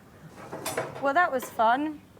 Once the spring is straightened, they're hoping to recreate the elegant curve of a classic mid-century lamp. But even after all that hammering, there's still a lot to do. We need to have this finished today, don't we? And Bex and Dave are feeling the pressure. We have to make sure we don't get it too hot so it just breaks. And just as they're making some progress, the spring has snapped. First disaster. With time running out and now 2 pieces of metal, it's back to the drawing board. Or chalk table. Or whatever. So keep the spring in the middle. I mean, we're going to have to now get that together. And then, yeah, it's got that spring detail.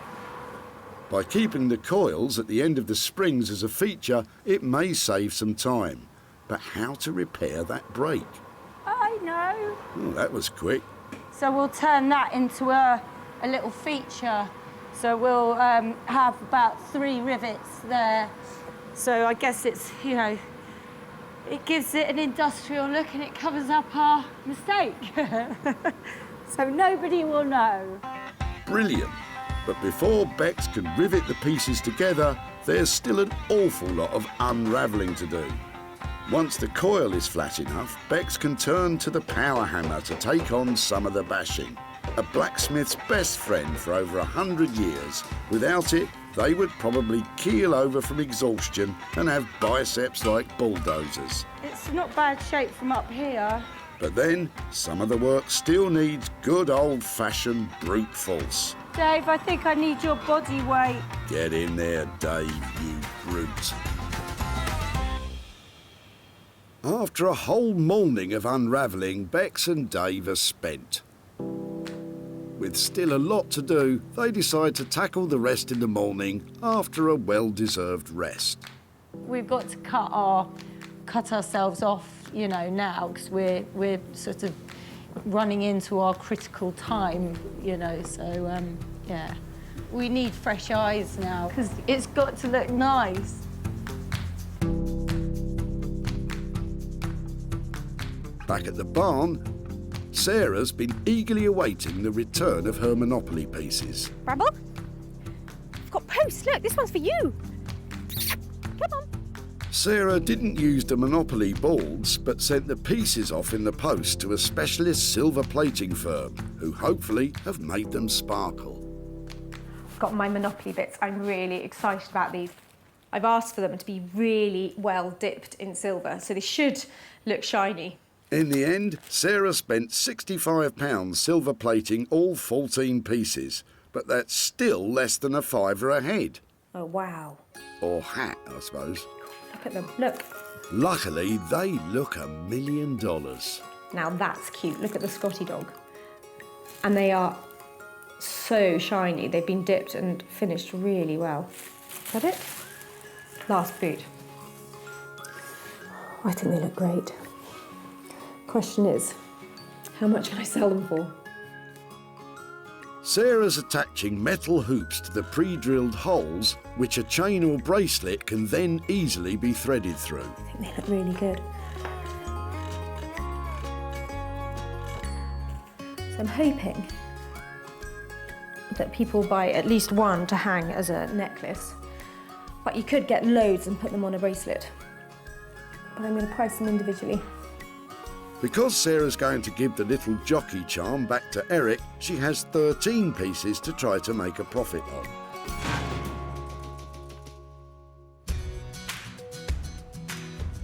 Back at the dump, Eric was ready to say goodbye to his daughter's childhood board games.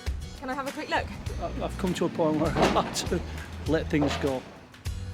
But Sarah saw a potential in its little counters. Oh my word, you've got hundreds of bits there. And formed a plan to make some money from them. Your guess is as good as mine. But I'm glad if you can recycle them. I prefer to recycle anything. With a metal makeover, the pieces are ready to be sold. But with 13 of them to shift, Sarah's taken them online. Monopoly is available in 111 countries, so she's bound to find some fans of board game jewellery there. That's them listed, so it's game on. Sarah's back in Stockport to hand over the profits to Eric. That is, if she managed to shift enough of them to cover the silver plating costs. Hi there, Eric. Hi, it's Sarah from the tip. Hello, Sarah. How are you? How are you? Yeah, very well, very well. All right. Thank you so much for meeting up again today. And yeah. You remember we took your Monopoly set from the tip. Did you think about what we might do with it? I thought you were going to make a charm out of it. So that's exactly what happened. And I've got some pictures here to show you. There they are in the end. Wow. Absolutely amazed. That is fantastic. I just can't get over that. So we sold them at a profit, and I've got that for you today. No, you can give it to charity. Well, do you know something? I'm going to give it to you and see which charity. If you want to give it to charity, then... Because it will go to cancer, because I'm immune mission. Oh, and, really? We pay every month, we give every month to cancer. Oh, well, that's fantastic. I'm really pleased that your Monopoly pieces have helped towards that cause. And as a little memento, I don't know if you remember this fellow, but I bought him for you. He wasn't easy to make into a charm, so I thought something for you to remember your Monopoly set by. He's silver-plated, the little horseman from the American. I treasure it. I can't get over that. With all 13 sold at 10 quid each, once you take off £65 worth of silver plating, Eric's walking away £65 richer. It was lovely to catch up with you again and very hear your much. story. Thank you very much. Keep up the fundraising. That's Oh, fantastic. we do. We look at, we're very lucky. I'm so pleased I took a chance on that Monopoly set. I think Eric loved that little horseman, and that tiny bit of profit we made, that's going to a charity that means a lot to him.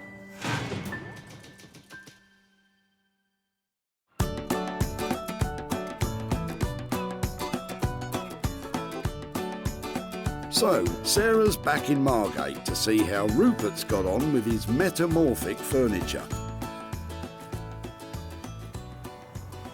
Making metamorphic furniture is going to be tricky at the best of times. Making it out of a pair of old ladders, that must be nearly impossible. I'm here to see if Rupert's actually managed to nail it. Last time Sarah saw them, they were tired old ladders.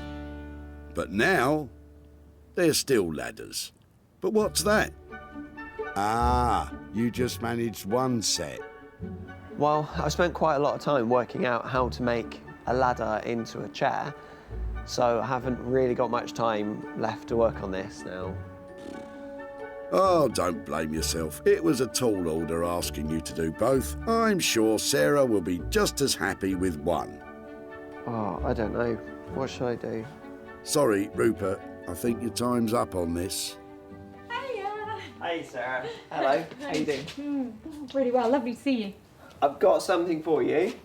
I've only got half of what I wanted to get ready for you, but this is it. Oh, wow. Oh, yeah, I can still see a ladder and a chair. This one was weird, but it's taken so much experimentation to get it right. I have run out of time this time, I'm afraid. But you know the way I work, I like to use exactly what you gave me, and with this one I added a couple more screws, and literally I've got one piece of ladder left. That's what you get when you have the Rupert Blanchard, you get nothing left. I added the arms from the metal rail. If you remember, on the top of the ladder there was a metal rail. Does it actually work? Does it metamorphosize? It does, yeah. Shall I flip it over for you? Definitely. Who would have believed it? It's incredible. Well, he is a designer with a lot of fantastic ideas. But one instead of two means less profit. Let's hope he won't be budgeting in all that thinking time too. At the end of our creative chat, when we were sort of going for this metamorphic stuff, we said it was probably a couple of £100 per ladder. I know you haven't done the other one. Are we looking at 200 quid for this, or is it a bit more? Yeah, I think we're well within the 200 mark. It's taken some time, but it's come well within that. I bought one can of paint and a few screws. That's all well within the budget. Before, they were ladders needing a step up. But now they're metamorphic library steps. Rupert planned this design with such precision, every cut, joint, hinge and nail had to be exactly right, or the entire piece would have fallen apart. The modern yellow midsection ties together the piece's two functions while keeping the paint splatter effect to tell the story of Mike and Judith's Magnolia moment. It's amazing, but will someone pay more than 200 quid for it?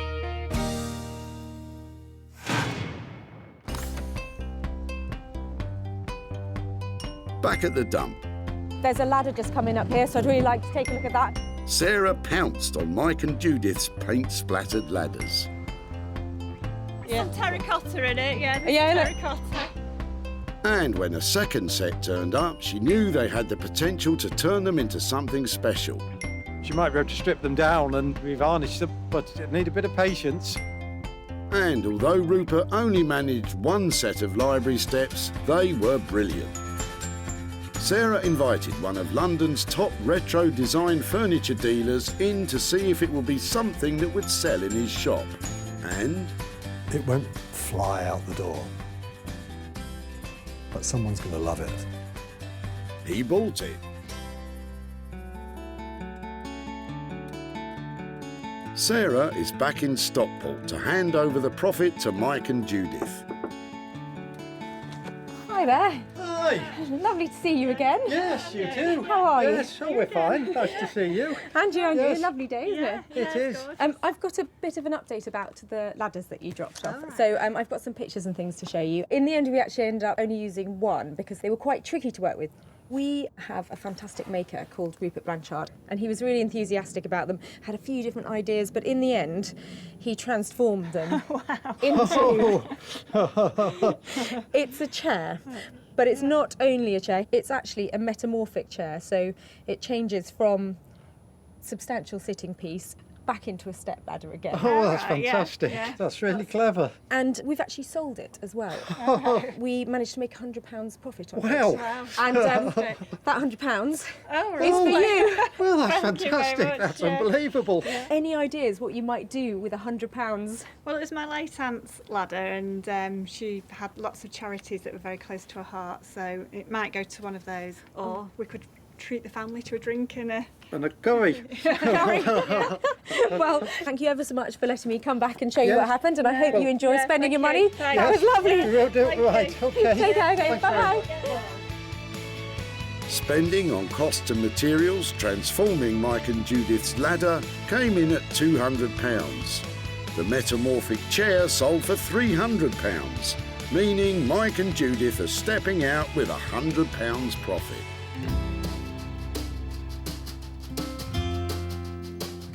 While Mike and Judith decide what to spend their money on, back in Sussex, Bex and Dave are clearing up for Sarah's arrival. A tidy workshop is a happy workshop. Before, the rusty springs may not have been fit for a car. But now they can drive a hard bargain.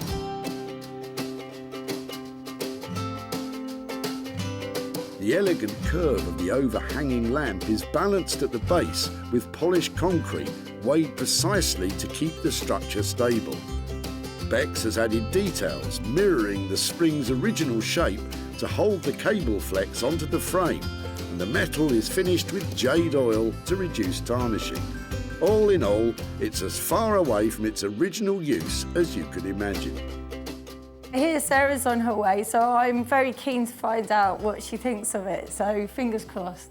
Well, because we've worked our guts out on this one, we'll probably go, yeah. Yeah. Hello. Hello. Hiya. Hi. How you doing? Where is it then? Oh my word. It's fantastic. I love it. Can I touch it? Yeah. Well, you touch it. I'm too scared. You do. Come on, it won't break.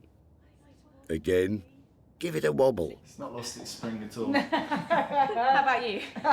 No, well, I'm really pleased with it now. I love the fact it's still got that reference to where it came from. Yeah, exactly. And up here, that is really sweet. Yeah. Amazing. And this bit. Do you think you'll be able to sell it? Do you think it's a nice, a nice product? Definitely, Yeah. definitely. Yeah. How did we do on budget? Because I think I only left you with 200 quid, but that was before we talked about you finishing it like this. We had to spend £50 extra on the concrete, and then what was the light fittings altogether? Was that about 40? Because it was like an extra £90 on top of that. If that's, 300 quid's worth of cost, I think you've done a great job. Because that scale of lighting and that kind of finish has got to be worth a lot more than that, hasn't it? I get the impression that Bex and Dave will be glad to see the back of this one. Now, all Sarah has to do is find someone to pay more than $290 for it, and she's in the money. That was good. Yeah. Well. She seemed to like it. Yeah, no, definitely. Well, I'm really glad. No tears. Onwards and upwards, eh? Back at the dump, Sarah sprung into action when she got a look inside Andrew's boot. Have they just come off this then? Yeah. Really? Yeah, that's what keeps the car on the road, basically. Andrew and his car had a special relationship. She's an absolute baby. But he was happy for Sarah to take its old springs and try something. Well, she had thought she'd have a coffee table or something like that, and there's something to bounce about on, I suppose, but... That something became a bespoke standing lamp. Sarah knew that Martin would also be keen on this, and so dropped it off at his London shop. Sarah's back in Stockport to give Andrew the good news. Martin loved the lamp. But how much did he love it? Hiya. Hi. Hiya. Andrew, it's Sarah. Hiya. Hi, Sarah. How are you doing? Not too bad.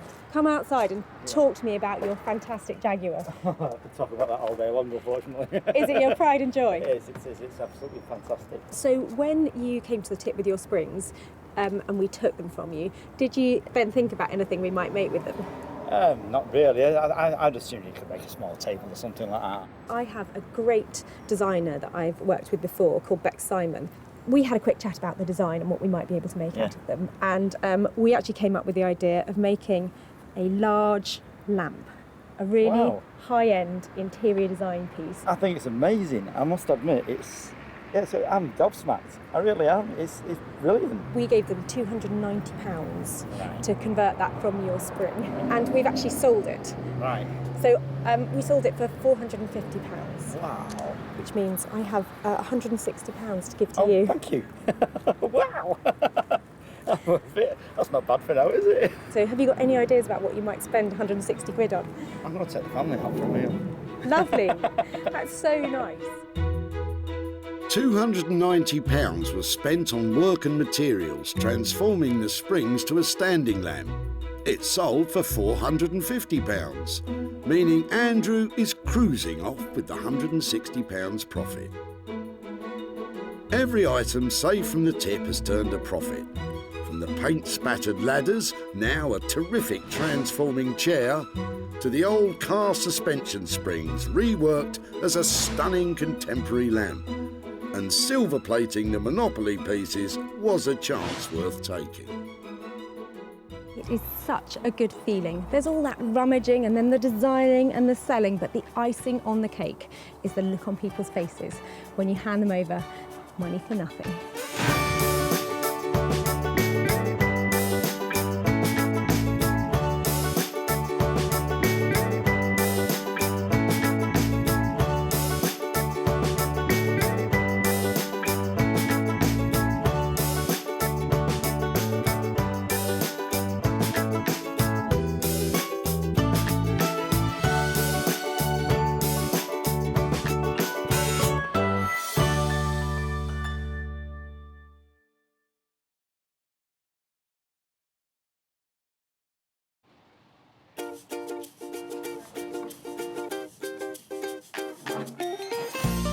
How do you make money for nothing? The answer could be hiding in the 20 million tonnes of household waste we throw out every year. But just before you throw it away, would it be possible to have a quick look at it? That's why entrepreneur Sarah Moore wants to get her hands on things before they hit the skip. I am a passionate buyer, user and renovator of second-hand stuff, and I've turned that passion into a money-making business. I turn old into new and I sell it for a profit. Sarah's ready to sift through as many boots and bin bags as she needs to. That's vintage gold, isn't it? It's really exciting. In her search for tip treasure. I love it. And with some of the country's elite designers and makers. What are we going to do with that? Oh no! She can transform her finds into desirable. Amazing. Beautiful. Valuable. Cha-ching. And hopefully saleable items. That's £80 profit. If Sarah is successful, then she can hand the profits back to the very people who had no idea there was cash to be made from their trash. Oh, that's fantastic. That's unbelievable.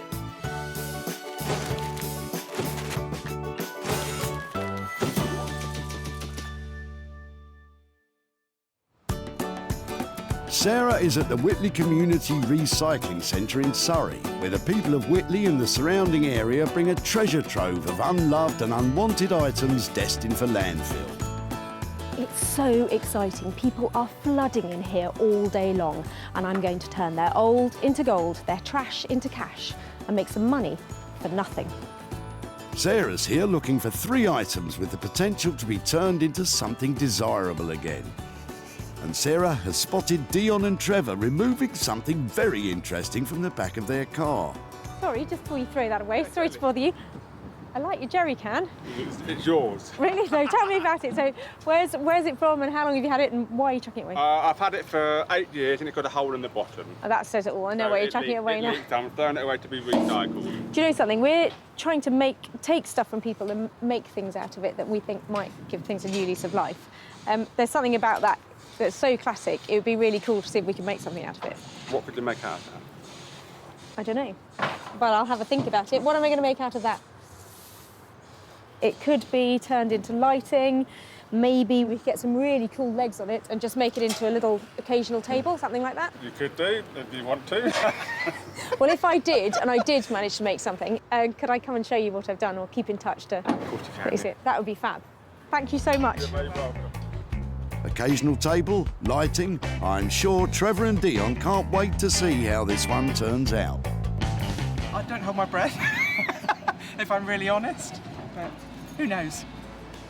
I don't know what I'm going to do with this, but I just love its styling. I love the fact that when it cleans up, I'm going to get left with something really shiny and cool. I've got to think of something fabulous that this can be made into. So, with Trevor and Dion's old petrol cans safe from the dump, all we need now is someone to fuel those ideas. And Sarah knows just the person. Headphones. Rob Shear has years of experience bending, shaping, grinding and welding metal. Years of libraries of mental libraries of experience, know-how, tips of the trade, so to speak. Graduating from art school, his work is now regularly in demand by architects and artists. Rob has no idea what Sarah's going to bring along today, but he definitely knows what he'd like. An old-fashioned copper hot water boiler, like a really big one, about 5 foot by 500. You know, nice and substantial, like a torpedo, a copper torpedo. That's what I want. Hopefully Rob will be able to redirect that passion for plumbing towards Sarah's punctured petrol can. At the dump, Sarah's picturing her next opportunity. What do you reckon? How am I looking? Is it? I think the point is, Sarah, you don't appear to be looking, and the search is still on for 2 more items. I've just seen a table in the back of this guy's car, and I'm hoping he might be dropping it off and he might be able to share it with me. Hi there. I'm really sorry to be loitering outside the back of your car. I was just looking at your table and wondering if that's something you're dropping off today as well, or... I am, yeah. My family's got increasingly bigger. Right. It's too small. So we've had it for 20 odd years. But sadly, it's not got nowhere for it to go anymore. And with 6 of us in the family, it's just too small. It's got a lovely scrub top to it, though, hasn't it? It's got loads of appeal to it. Yeah. Is it something I could take away and try and remake something? I'd be delighted, because I'd hate for it to go to waste. This table really is on its last legs, but the top is fantastic. This is really cool. They're really solid boards, and they've got that patina of age to them that you just can't recreate. That's a second item found that's now destined for a new beginning. Sarah won't be tackling this tatty table alone. She has someone in mind who specialises in working wonders with other people's waste. Rupert Blanchard is a sought-after furniture designer based in Margate. I love making things that appear really clean and simple, but the cleaner and simpler they get, the more complicated they are to make. Basically, other people's waste, I find some kind of beauty in it and spend a lot of time and give rubbish a lot of attention to try and bring it back into use. Anything that you might find in a skip, basically, I'm happy to work with it. He may well love working with rubbish, but Rupert's yet to clap eyes on Sarah's latest find.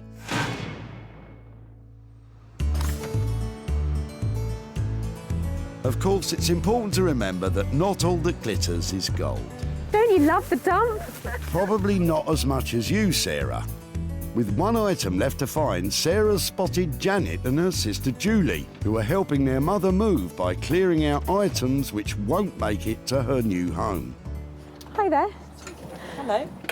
I'm loving the look of the stuff in the back of your truck. I'm looking for stuff that maybe we can give another life to or reuse in some way. It would be great to get this out and have a look and then maybe see what other stuff you have. Yeah, sure. Oh, I love a carpet sweeper. Look at that. Isn't that great? Sarah's already saved some of Janet's stuff before, but she's straight back in there for round 2. And for once, she's spoilt for choice. don't know what to pick first. I'm quite interested in the chair because I know things like this recovered are perhaps really good to go into bedrooms and you know, they're usable pieces of furniture because they're quite small. It was given to my mum by a friend of hers, so she wanted something in her hall. And the cat, as you can see, sat on it most of the time. I'd love to have a go at giving this a new lease of life. That would be fab. It'd be nice to see it revamped. It's not in great shape at the moment. It's covered in cat hair. It's got lovely brown velour on it. So at the moment, it's not looking lovely, but it's a really easy makeover, this. It's got a wooden frame. It means you can staple stuff to it and cover it, and it will look fantastic. The chair is going to look lovely, actually. I think if that's covered in a nice tapestry sort of material, vintage material, that would look really lovely. But, you know, wait and see what she does. It'd be interesting. So, Rob's taking care of the petrol can with a hole in it, Rupert's dealing with the old table, and Sarah's fixing up an old velour chair which the cat is missing already. I love the things that I've found, but I hope I haven't bitten off more than I can chew and I can actually make some money out of them.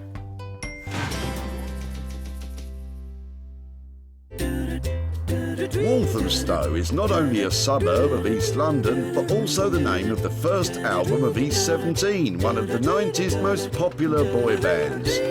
It's also where Sarah has brought her old petrol can, looking for a spark of inspiration to ignite the imagination of Rob Sher, who I'm pretty sure has never been in a boy band.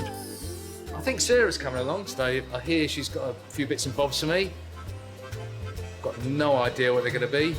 A real mixed bag of stuff she brings, a real surprise.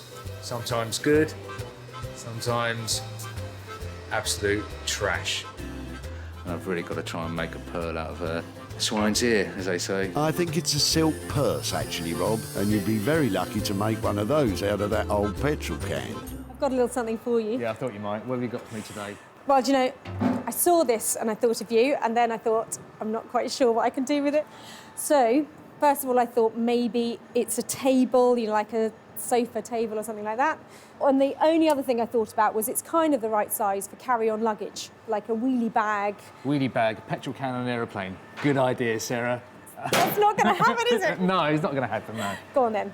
What would you do with it? What we could do, maybe I could cut this out, give maybe a little bit of a graphic feel, a little graphic flame looking all the way through, seal it off, and then maybe put some kind of light feature inside. So not candle, but plug-in light, like... A plug-in light, yeah. That's really cool. So something, what, for somebody's, like a man office or the garage, you know, like... Man office. Do you know what I mean? Like I know, a den. yeah. I think that's really good, and lighting is a great option. It's going to appeal to the boy in the man.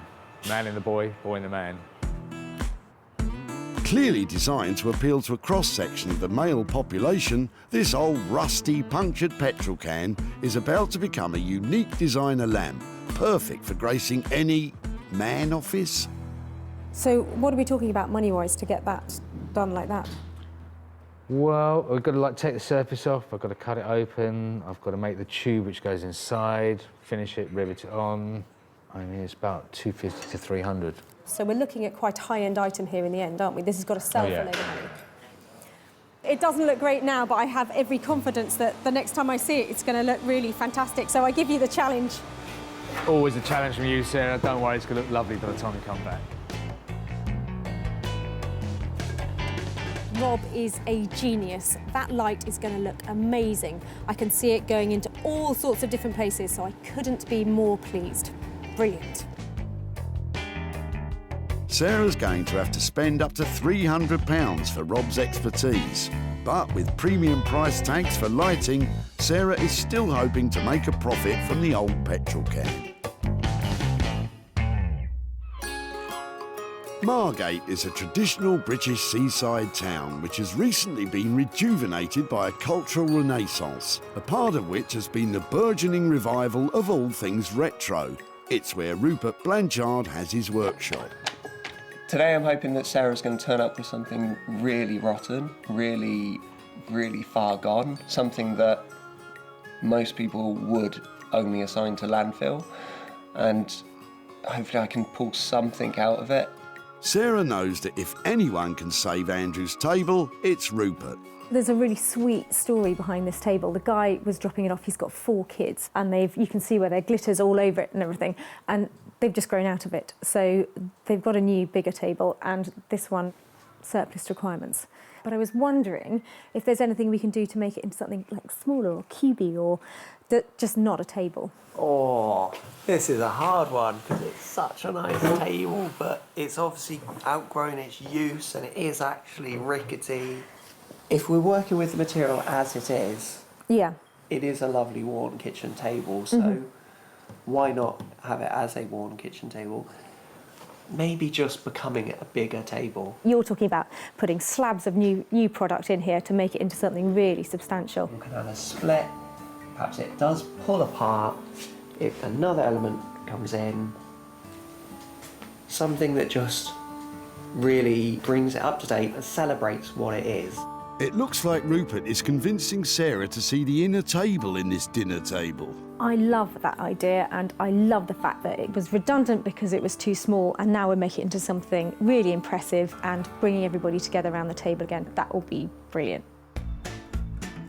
However big the table becomes, Sarah will be hoping the cost stays small. So if we're looking at some kind of insert in stone or something like that, are we looking at 400 to 500 quid, depending on the material a little bit more? It's about 2-3 days work, depending on what we're casting or, as I say, the material. So, yeah, I think you're about right. Brilliant. OK, that's a great place to leave this and then go forward. Hopefully come back and find something much more substantial. I love the fact that Rupert has recognised that that table has been at the centre of so many good times. And I know with his radical redesign, it's going to be surrounded by a lot more fun in the future. With this transformation costing as much as £400, Sarah's going to have to sell the table at a premium before she sees any profit.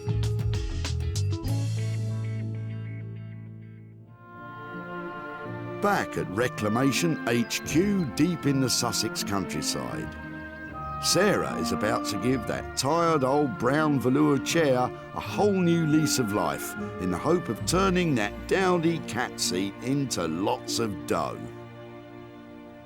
To keep costs low and profits high, Sarah has an idea which will turn her collection of old free rags into riches. Sarah's idea is to create a new patchwork material as a luxurious replacement for that old brown velour.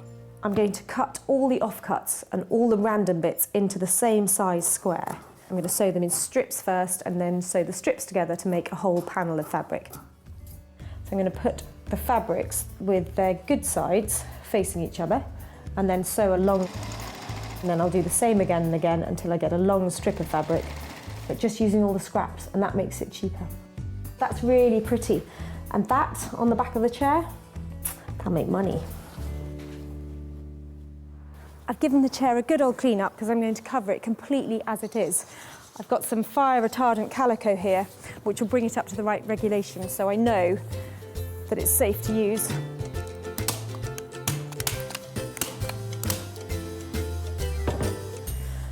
I've just given the chair one quick layer in this fabric, and I think it looks much better already. Now I'm going to lay on our new panels of patchwork fabric. I want this to go all over the seat and the back. And then here, right around on this side, I'm probably going to use a piece of plain fabric. I think that's loads. A tip of the trade is to begin at the front edge of the chair with the fabric turned back on itself.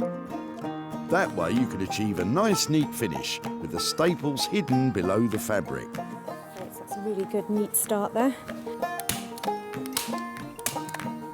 Quite lucky there, I've got a line going all the way along the back. That makes it look like I almost planned it. Very well, it's fine. With the new patchwork cover securely stapled, that old brown velour chair is already totally unrecognisable. Looks better already, doesn't it? In Margate, Sarah's tatty old table find is revealing to Rupert the reason why it ended up in the tip. Okay, so this one, beautiful table, Sarah dropped off to me. Although I say beautiful table, it's had its day, it's sadly knackered. I'm just trying to work out how it's made, so I'm just going to try to separate it all. It shouldn't be too taxing, given that it's already ridden with woodworm and barely hanging together as it is.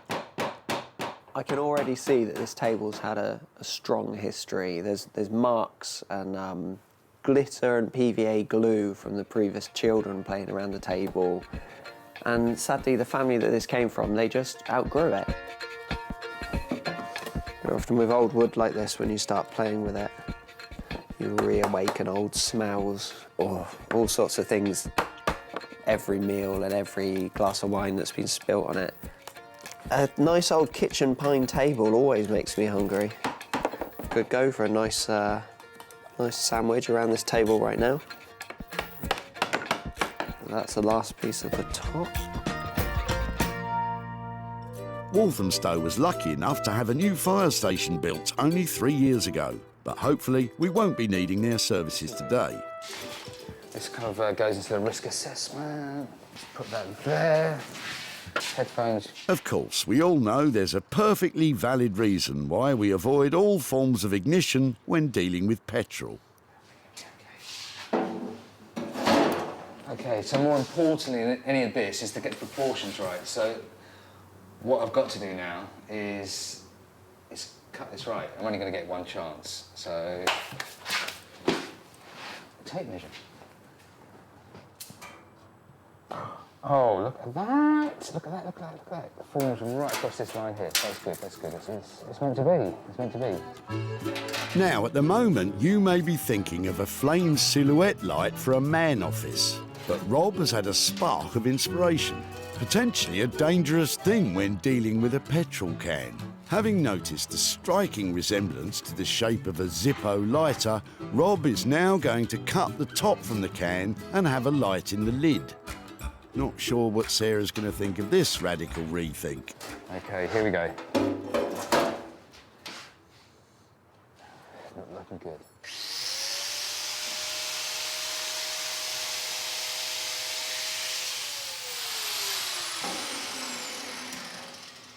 You know what?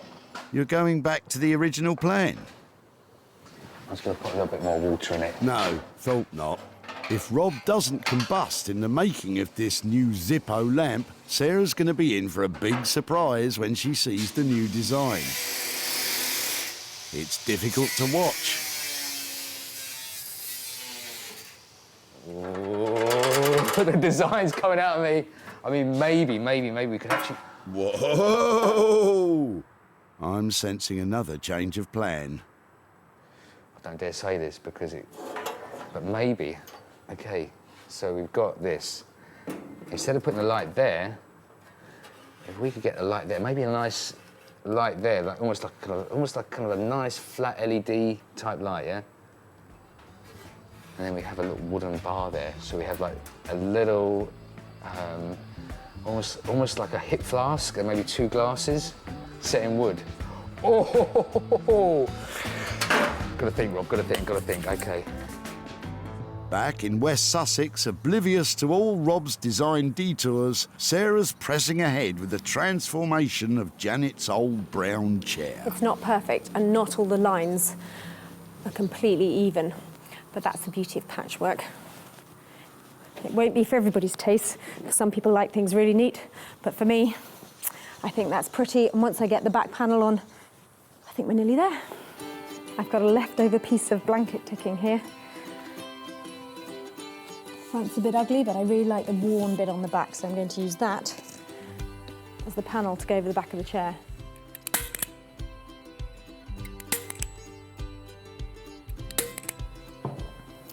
Because I want to get a really neat finish all along the sides, I'm actually going to hand sew it in place, tucking it under as I go, like that, so I don't have to buy any expensive braid or anything to finish it off. And I think some little hand stitches, happy for them to be visible so it looks handmade. Just catching the chair and the fabric. And that means the whole of the chair is going to feel really tight and the fabric underneath won't be moving around.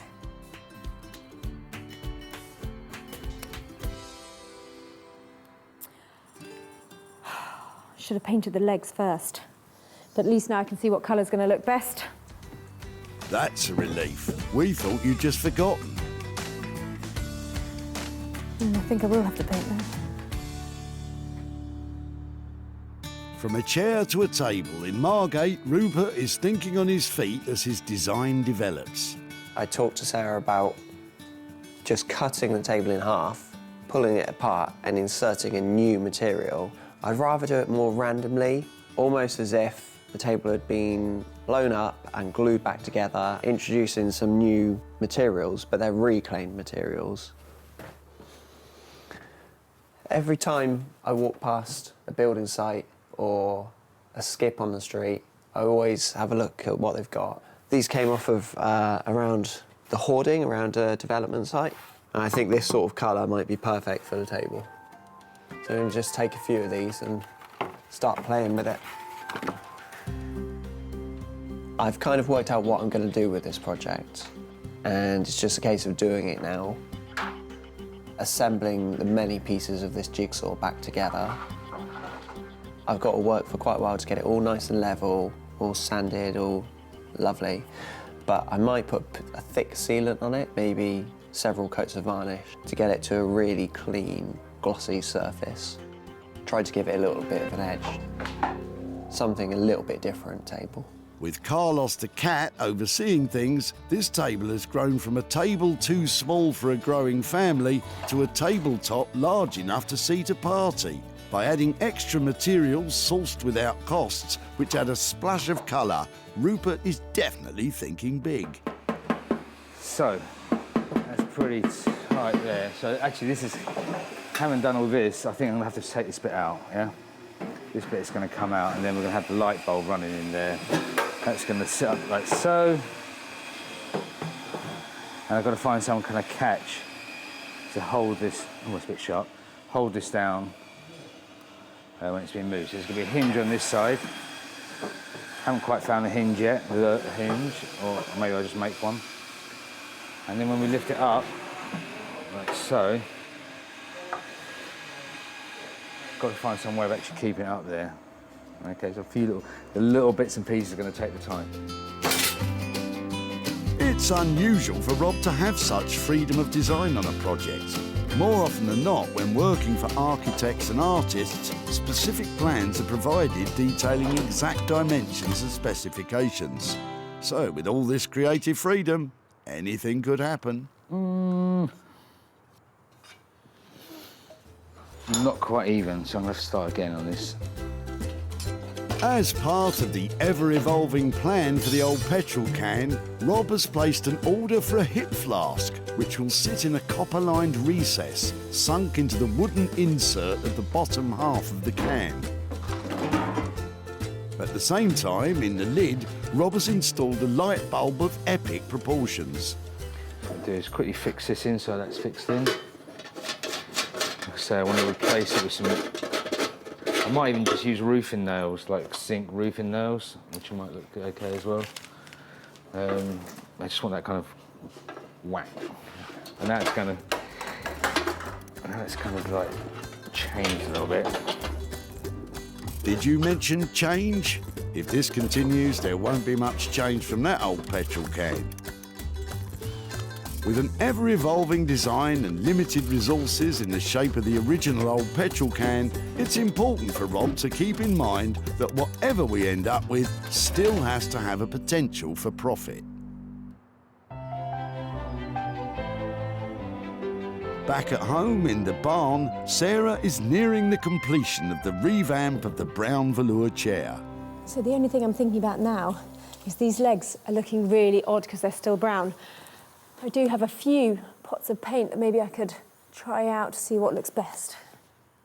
I think the blue is too harsh, and the green is a bit dull, so that one I think. I hate painting. I'm going to give it a quick and dirty coat for the first one and then a nice neat one afterwards. Of course, if you'd remembered to paint the legs before covering the cushions, it wouldn't be a dirty job at all. It wouldn't have been worth a £5 before. I'm going to ask over 100 quid for it now. Over £100 for what was a tired old velour chair. But now, after plenty of patchwork, patience and painting, it's transformed into a modern piece of furniture that's sure to turn a profit. With Sarah spending just £15 on a fireproof calico material and sample pots of paint, this patchwork seat has the potential to provide plenty of profit. Back at the dump, Sarah picked up from Janet her old brown velour chair, which had definitely seen better days. I'm quite interested in the chair. It was given to my mum by a friend of hers, and the cat, as you can see, sat on it most of the time. Sarah took the chair home and provided it with patchwork and paint. I'm going to do a quick and dirty coat for the first one, and then a nice neat one afterwards. With the transformation complete, the old brown velour cat seat had become a stylish piece of modern furniture. The revamped patchwork chair was perfect to be offered for sale in Sarah's very own barn sale of recycled items.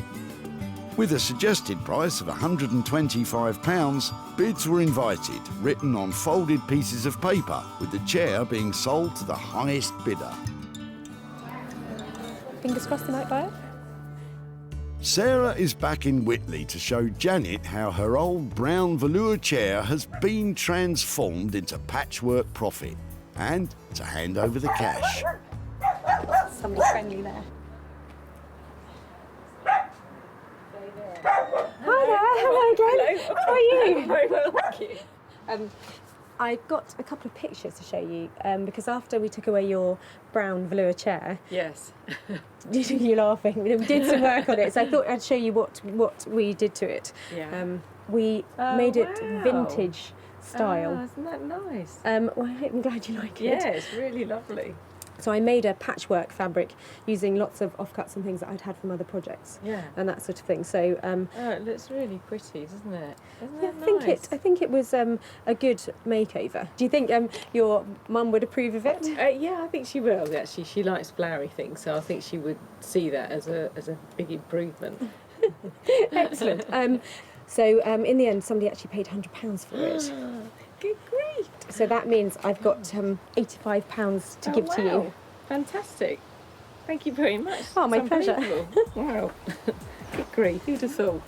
So, Sarah spent just £15 on this transformation and was able to achieve a sale price of £100, which leaves £85 profit to hand over to Janet. So, what does she have in mind for the money? Behind Cork Castle, there's a cattery, and she always used to love to go there. And so what I was thinking is we could take the money there and we can give it to the cattery. And so, you know, I can say, you know, that's what we've done with the chair. Is that going to be a problem? Does she know you've got rid of the chair? Yeah, no. Really? Oh no. It might get me off the hook a bit. So. She's going to know now. I tell you, you're going to be in lots of trouble. Well, maybe, yes, maybe buy her an ice cream to sweeten her up first. Yeah. Use the £5 for the ice cream and give the £80 of cats. It was really lovely to see you again. You too. Thank you very much. My absolute pleasure. Yeah. Bye-bye. Thank you. Bye-bye. See that cat over there? That's the cat that sat on the chair. Will that cat home? Is that one over there? I think if we give the money to the cat's home, buy Mum a cream tea, that means that everybody's happy. Then the cats are happy, Mum's happy. So yeah, a good result. With the patchwork chair producing a profit, Sarah now has high hopes for the punctured petrol can belonging to Trevor and Dion. She's back in Walthamstow, where Rob has finished fiddling with the old fuel can, which, after a number of different design directions, has come full circle and is back to being a table lamp for a man cave. The original idea was to cut a hole all the way through it and put a light in it. After she'd gone, I had a little bit more to think about it. I quite like the shape of it, a Zippo lighter. So that's when I decided to split it. And I was originally going to have a hinge on it and have the clip. And I just preferred the idea of having a much more stationary kind of fitting, much more stationary fixing. More of a table lamp you'd have on like a little low table. Well, I'm not quite sure what I'm here to pick up from Rob. I know that it's changed a little bit from our high-end lighting, and it's got something to do with a hip flask, which sounds very interesting. You might want to take a big gulp from that, Sarah. I don't know what she's going to say, actually. I hope she likes it. I really hope she likes it. When Sarah saved this old petrol can from the dump, it was on its final journey.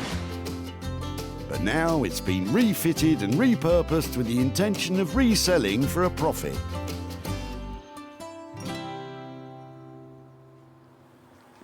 Hello.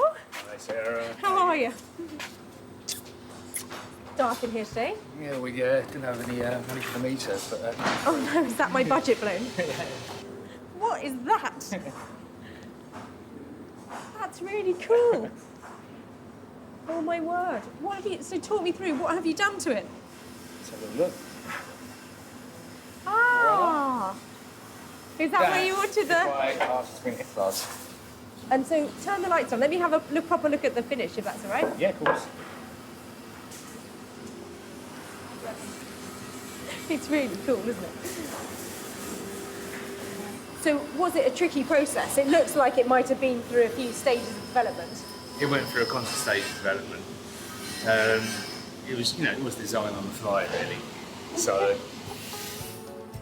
Rob was left with a budget of up to £300, but including the price of the hip flask, the final cost has risen to £330.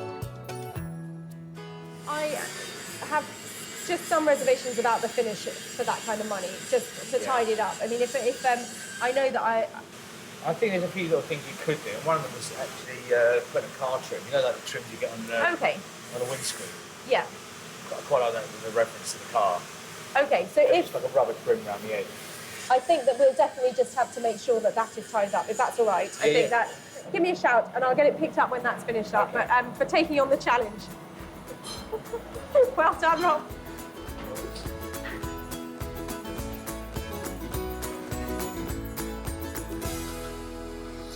I love Rob's imagination. That looks really quirky and it's an interesting piece, but I do have my reservations about the finish.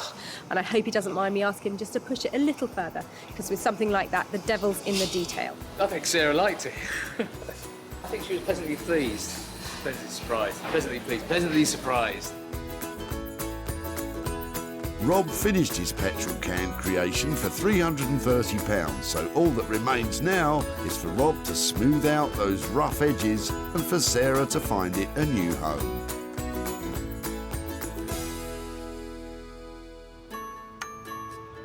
Back at the tip, Sarah spotted the potential of Dion and Trevor's petrol can. I like your jerry can.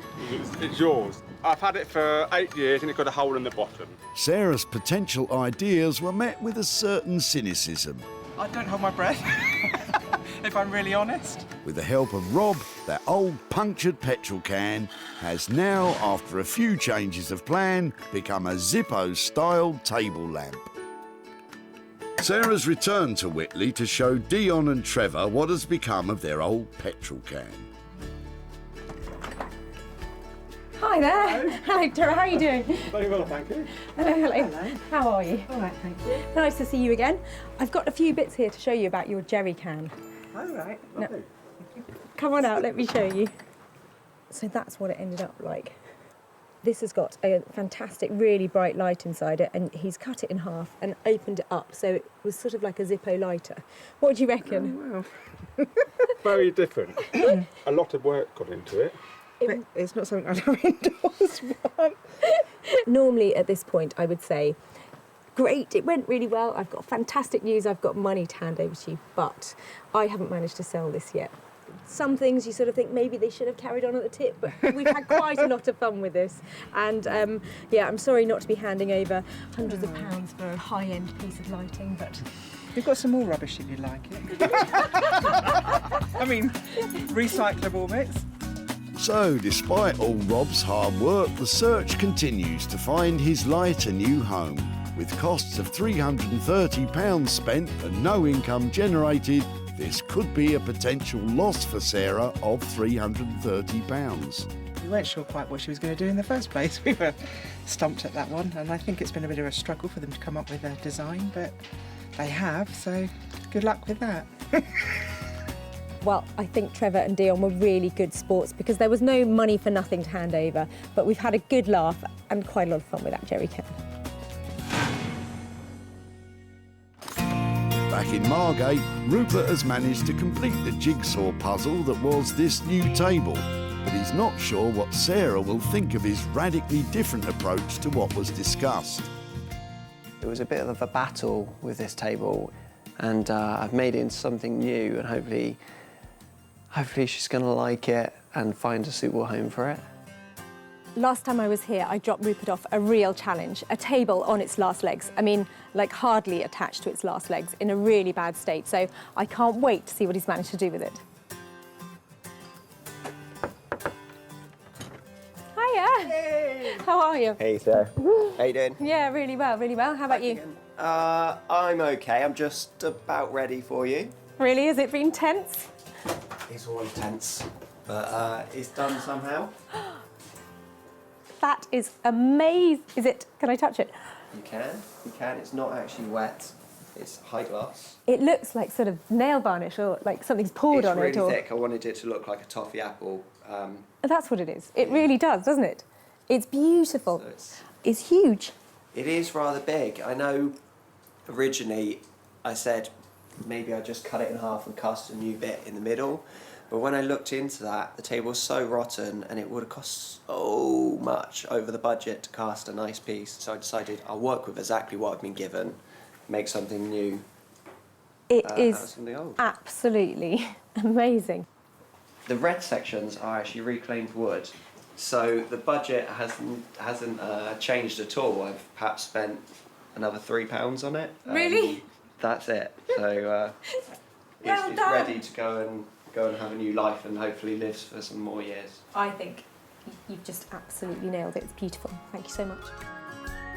It looks fantastic, glossy, beautiful, and I'm going to go all out to try and get that back into the heart of somebody's home.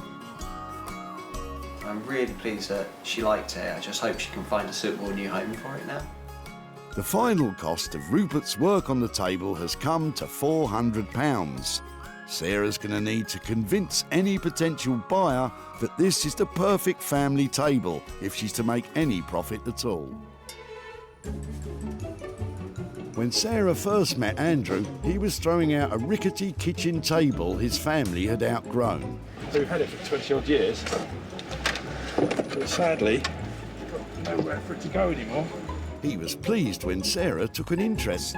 Is it something I could take away and try and remake something? I'd be delighted, because I'd hate for it to go to waste. And now, with some reclaimed wood and a tin of varnish, Rupert has served up a large and strikingly beautiful family dining table.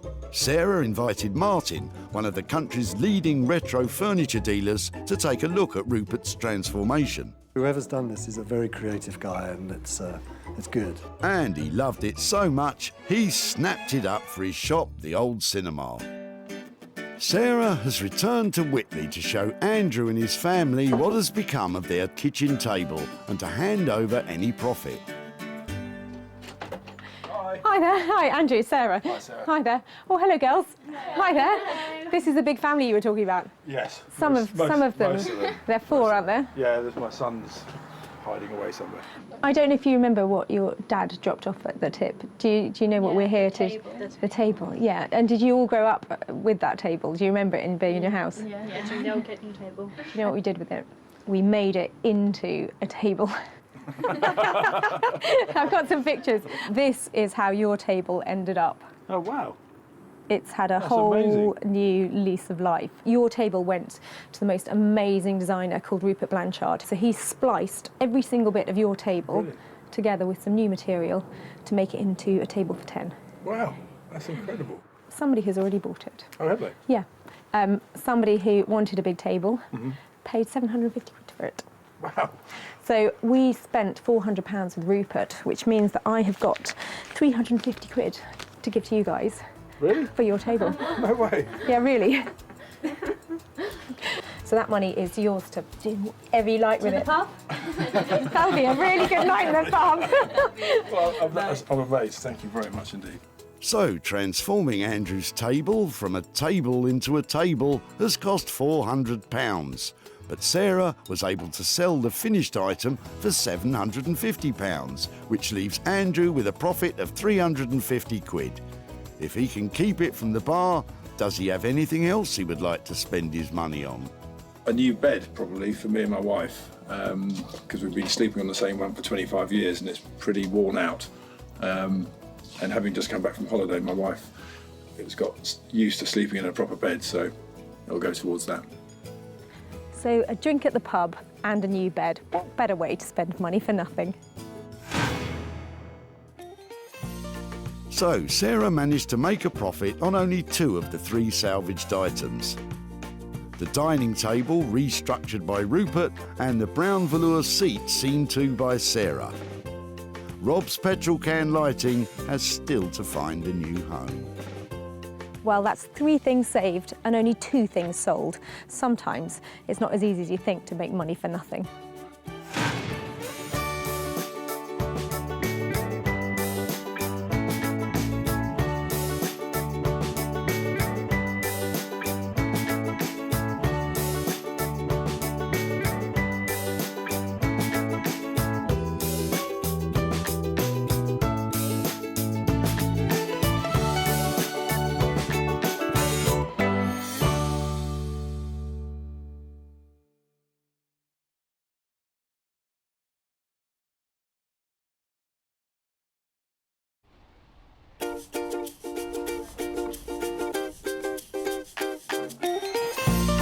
How do you make money for nothing? The answer could be hiding in the 20 million tonnes of household waste we throw out every year. Sorry to bother you, before you throw that away, is there any chance I can have a quick chat to you about it? Sure. That's why entrepreneur Sarah Moore wants to get her hands on things before they hit the skip. I am a passionate buyer, maker and user of old stuff, and I've turned that passion into a money-making business. I turn old stuff into new stuff and sell it for a profit. Sarah's ready to sift through as many boots and bin bags as she needs to. Look at that absolute box of joy. These are just fantastic. In her search for tipped treasure. We've got to be able to make something out of that, haven't we? And with some of the country's elite designers and makers. I've got a little something for you. Yeah, I thought you might. Oh, this is a hard one. She can transform her finds into desirable. Oh my word. Beautiful. Valuable. Cha-ching. And hopefully saleable items. Well, I love this, so I would really like to have it. If Sarah is successful, then she can hand the profits back to the very people who had no idea there was cash to be made from their trash. That is incredible, isn't it?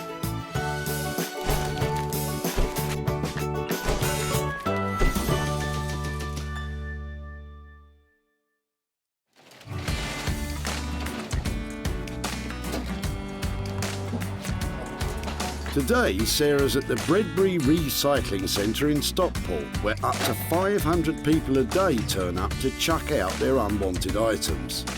That is, if Sarah doesn't intercept them first. It's really embarrassing to be caught looking in people's cars all the time. I've got to do it because they might have something good in it. Remember, Sarah's got special permission to rummage about today, so don't go pestering people at your local dump or you could be the one getting thrown out. All right? Would it be okay to have a look through your rubbish? Would you mind? Is that... Really? Yeah, sure. Sarah's searching for 3 pieces, which once reworked and sold, will hopefully produce a payout for the people dumping them. You look like you're having a good clear out. Oh, wow. Sarah always has high hopes. I get really excited. Every time somebody pulls up, I think, it might be a Rembrandt. Don't think there's going to be a Rembrandt in there, I've checked. But you never know. And it's clear people have cottoned on to what she's up to. She's a rubbish burglar. Yes. But the contents of John's boot could mean all that prowling is about to pay off. I was just looking in the back and seeing some of the older pieces in here. Yeah, some of it is the mother passed away recently, so we're clearing the house out. Okay. Some of the... It's got that sort of time warp look to it, hasn't We've got it? some old 78s in here. If you Oh, want really? them. Yeah. I was just looking at the case, actually, Yeah. and the... So were these weren't yours, then? No, these were my father-in-law's. Oh, wow. They're fantastic. Yeah. Yeah. I would definitely like to have a look at them, and I really like the case as well, yeah. Look at that. And you've got a sewing machine as well. They're normally really heavy, aren't they? Yeah. So get them out of the way. Got this. Do you know how to... Oh, wow, look, that's almost like brand new, isn't it? Wow, look at, I absolutely love that. Look at that badge and stuff on there. There's something about that that's just so appealing. I think the little badges and all the bits of it. We'll make it like that now, do they? I haven't got anything else hidden in the trunk? No other old stuff? I don't think so. All right, Sarah, don't get greedy. We're just clearing, mainly from my house, out of my shed, which I'm clearing out for a new shed. But the sewing machine looks as though it's never been used. And as Sarah pays homage to the humble sewing machine, Oh, look, it's even got its own instruction manual. John keeps unpacking his trunk and brings her something with even more potential. My word! Forgot I brought this. That's amazing. So, original Bakelite. Yes. Whose was that? I used to be on the removals. Okay. Somebody gave it me about 30 years ago. That is the most fabulous thing I've Yeah. seen here. I absolutely love it. Apparently, if they're working, they're worth about £150, but it's got a bit messy, so I couldn't be bothered. I'm going to turn this into something fabulous. I tell you, this is so exciting. Bakelite is an early type of plastic, and radios like John's are collectible pieces of social history from a time when the radio was the focal point of the home. I love it. You've made my day. That is tip gold. That's right. Thank you so much. It's brilliant. See you. Bye. So, John's radio trumps the sewing machine and the old 78 to become Sarah's first item. She's got someone in mind who's sure to take it from the pits to the Ritz and make some money for John. Trot on Mark Phillips, also known as Horse. Electronic superbrain Horse was chief engineer for a world-renowned audio recording company for over a decade. He's now taken his love for restoring vintage sound equipment and made it into a business. I enjoy refurbishing vintage equipment. It's always a shame to see stuff like that go to waste. I think it's great giving a second life to something that would have essentially just been smashed up, thrown in the rubbish. So yeah, it's definitely a job and a passion.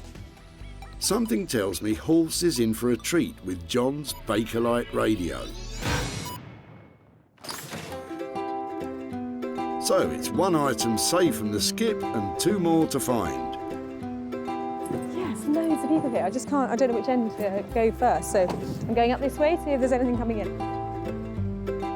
Oh man, I can't tell if Sarah's coming or going anymore. But as long as she doesn't go, that's the main thing. Come on you, get back to work. There's still loads of tired old stuff coming in. So that's a nasty bicycle tyre habit you've got going on. The middle-aged men in Lycra brigade. Oh no, God, I'm not one of them. You're not? No, likely, I'm not. You'll be shaving your legs soon. Not a chance. Really? Not a chance. It's a slippery slope, you know, Lycra. Less Lycra banter, lass, and more searching for item 2, please. Hang on, what's this? Sarah's swooping in on Peter. I'm just wondering if I could talk to you about your rubbish. Yeah.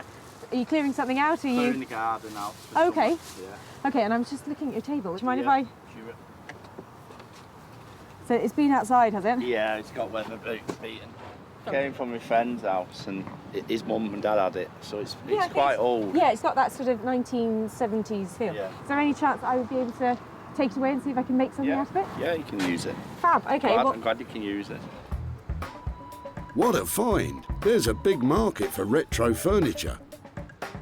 Well, when it's not covered in mould, that is. So I saw the legs of this sticking out of the back of somebody's car, and it is screaming Urkel. So they're sort of 1960s, 70s British furniture makers, and it's got a sticker on it here that you can see to back it up, the original one. The good news is that Urkel is collectible. The bad news is that somebody's left this out in the garden, and it's in really poor condition on the top. If this can be reconditioned and brought back to life, I think that maybe £100 profit. 100 quid? What do you think, Peter? I don't think she'll make much. We'll see about that. And with Peter's mouldy Urkel, that makes 2 items ready to renovate. The table's going to take a lot of work, but Sarah knows exactly where to take it. Jay Blades is a builder turned philosophy graduate turned furniture restorer. Jay has his finger on the pulse of modern design interiors. He loves reworking the very best of original British craftsmanship and bringing it bang into the 21st century. I've always had a passion for the kind of heritage that the British designers have produced over the years. Traditionalists would love to keep it as it is, but to be reintroduced into the market, I like to just add a bit of colour and add something a bit quirky. I really enjoy adding my bit and not necessarily worried about other people's reactions. It's more about, do I like it? If I like it, then it's good. The 60s table Sarah's bringing Jay sounds right up his street, but he hasn't yet clapped eyes on the state of it. So Sarah's got 2 items with Horse and Jay's names on them. But what about Sarah's own designer talents? She needs to find something she can put her stamp on. Here you go. Why don't you ask Ian what he's chucking? Excuse me. Sorry to bother you. I'm just here today looking at what people are throwing away. Any chance I have a quick chat with you about your rubbish? Just general rubbish that's been accumulating in the garage for a while, and just time to get rid of it. I was just looking at your suitcase, and I was just wondering if I might be able to have a closer look at it. And Absolutely. Did you know where it came from? Or yeah, any... it's my case from when I was a kid. It's been sitting around at home for ages. I would love to have the chance to take it away and give it another life or use it again. I would love to see something like that happen to it. I'm sorry I stamped on it beforehand because I broke the hinge to be able to get it in. I'll be able to sort that out, but that won't be a problem. Yeah. But no, I think it's just got a lovely shape, and these details and the fact they've been worn and had a previous life, I think would be great to incorporate into a new something. So that's fantastic. Thank you ever so much. Okay, you're welcome. Thank you. You're welcome. Don't think that's ever been out of the country. I think it was when I was a kid or a teenager. It's been on family holidays in the UK, and I think when I was a student as well, it was one of the cases I took to Polytechnic with me. So it's not really had that special a life. I just really like the look of this case. It's just so 1960s. It's got some lovely lining on the inside. I really don't know what I'm going to be able to do with it, but it'd be nice to be able to think that I can send it on another journey. Sarah's 3-piece treasure hunt is complete. The radio will be switched on by Horse, the retro coffee table's going to furniture maker Jay, and the tatty old suitcase may have lost its sentimental value, but Sarah's confident she can restore its cash value. I've saved 3 fabulous pieces here today, and I'm going to make lots of money from them. I hope.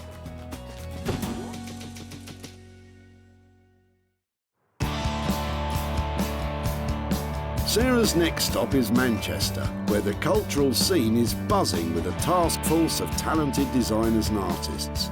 Riding high on the city's wave of creativity is electronics restorer Horse. He'll be working on the knackered old radio, but he doesn't know what's coming. Sarah's going to bring me a piece of essentially rubbish, so I'm going to have fun seeing if I can make it beautiful again, make it functional again, depending on what it is and what kind of condition it is, I suppose. Hiya. Oh yeah, good, yeah, very good. I've got a little something to show you. Brilliant, let's have a look. So I'm hoping this is your kind of thing. Brilliant. What do you reckon? Yeah, pretty much exactly, yeah. The only thing I'm worried about is my radio is actually in a bit of a state. It's not as bad as it looks. It's quite reassuring that still works, and I think this one. Yeah. Well, I think I've broken it. Oops, Butterfingers. Remember, you're supposed to be adding value, Sarah. It would be really nice to think that sound could come out of it again, and I was wondering whether that means it's an accessory for somebody's phone or whether it's just a radio, but possibly something a bit cool. Yeah, the ideal application would probably be a universal kind of small powered speaker. That sounds fab. So basically, it's going to be something that somebody can listen to their music through with their phone or their laptop or something like that. Yeah, you can plug essentially anything into it. You can probably use some of the existing components. I'm going to use valves in it as well. They still make them for certain applications, mainly guitar amplifiers and high-end audio, hi-fi equipment. but they're just a specific warm sound to them. That looks really cool. I mean, I just love that just as it is, you know, Yeah. That's stunning. Shame those valves are going to be hidden away inside, really. Now, Horse really knows his onions when it comes to modifying vintage technology to accept modern gadgetry. He'll make sure that smartphones and laptops with mini jack sockets can be plugged into this old valve-powered speaker. Who'd have thought it? Hopefully will be a beautiful object that is functional and will sound really nice, and it's completely unique. Horse will target a higher-end clientele with his finish on the radio, but how much will he charge? You might be looking at sort of like £300 or so. On that basis, I reckon full steam ahead, let's go for it. Brilliant. I think that radio is in really safe hands. It's going to sound amazing, and I think I might make as much as £100 from it. Sarah's confident, but is Horse on the same wavelength? I think it's definitely doable. I think it's in good enough condition. I'm looking forward to the challenge. Yeah, it's gonna be great. With a bit of horsepower, the old radio could pump up the volume and the profit. Horse's expertise and materials will cost around £300. So Sarah will depend on that high-spec finish to make any money.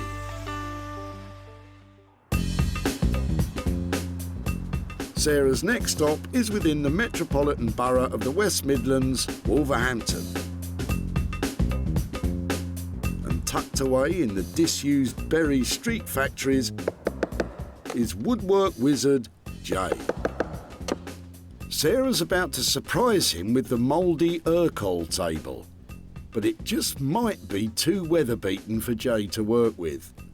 All I know is she's got something from the tip that someone was throwing away, and then she wants me to be able to turn it into something that's going to make money. Could be anything with Sarah, but hopefully she'll bring me something that isn't chipboard. Real wood is what I'm after. Hi, Jay. Hi, how you doing? Yeah, I'm doing really well. How are things? Very good, very good. What have you got today? Oh, wow, table. This is the good side. This is the good side, okay. This is the not so good side. Wow, wow. Okay, it's been outside, obviously. Yeah, I think the guys who dropped it off said that they had been storing their plants on it in the garden. Oh, that'll do it. That'll put it in that state. Okay. It's beautiful. Even though it's in the state that it's in, I really like it. I really do like it. I've seen many Urkel tables, but I've never seen one with this kind of round, oblong kind of shape to it. Urkel was a prominent British furniture manufacturer dating back to the 1920s. Its mass-produced furnishings found a ready market in post-war Britain. But now, vintage enthusiasts will pay through the nose for well-preserved pieces. Alas, this one's on its last legs. The only bit I'm concerned about is here, where the plant pot has been down there for quite a while. But if you bear with me 2 minutes, I'll just get this machine on. I love a machine. Everybody has better toys than I do. Everywhere I go, everybody has got these really cool things. I end up doing everything by hand, takes me ages.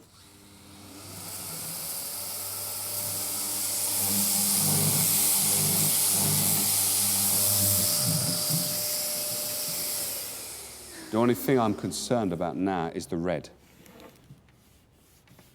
Oh dear. Worst case scenario is that we rub it down and then that stain has gone straight through to the piece of furniture.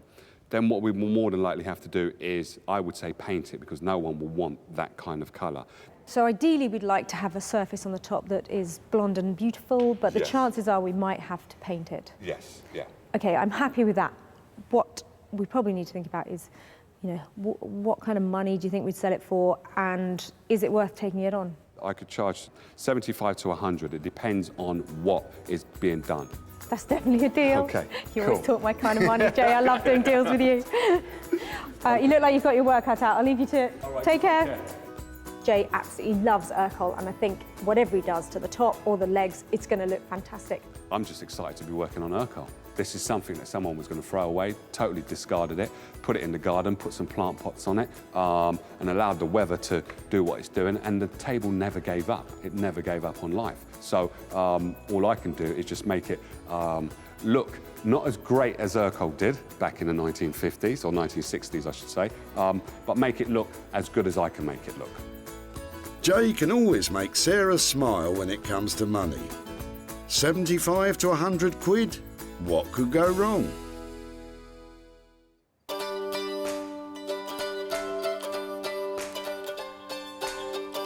So, 2 items with the potential to make some cash.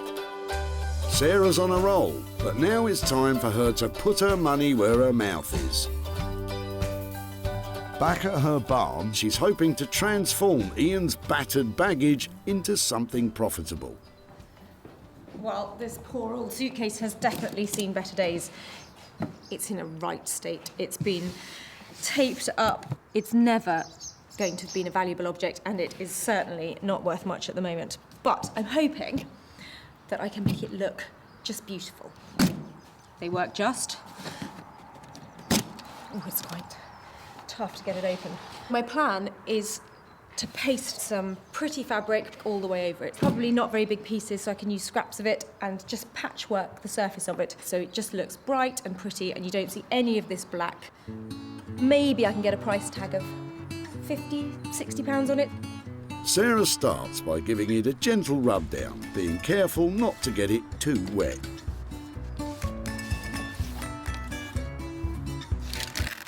Oh dear, that didn't sound good.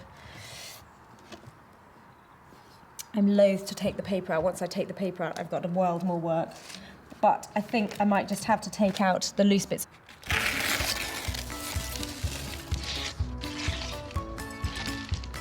You can see how it's made. It literally is made of cardboard. Cardboard suitcases were a lighter and cheaper alternative to heavy leather or robust wool luggage, becoming popular in the 1920s with the rapid expansion in automobile travel. I really like the fact that it says an American Home Magazine selection on it. I might try and put that as part of the design. Cardboard may have been a more convenient material for the day, but it wasn't built to last. I've just got to get this roughly in position here. So it's just the main thing is to keep the fabric really taut. When you're getting the wrinkles out, you can feel them really clearly when you've got them. So you just need to work the fabric, stretching it. Sarah's glued the fabric with a simple PVA glue, and once she's smoothed out the wrinkles, she can work out the details round the locks. You can see where, just around the edge of where the fastenings are on the case, I've stretched the material around, and if you just push it in really neatly around it, you can give yourself a template to cut round. I always trim slightly inside the line, and then you can just run the fabric right up to the edge. I'm going to stick that in as close as I can, and then when it's all dry, I shall just get a craft knife and trim off those little extra bits there. I think that is a great start. Just a little bit more covering to do before it looks absolutely perfect, but I'm really pleased with that. I think that's well on its way to making some money. Sarah's scraps and glue should only set her back about a £5. So if she can sell it for more than that, she's onto a winner.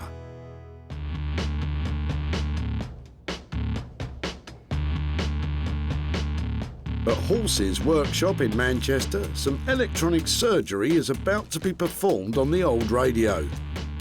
Look away if you're squeamish.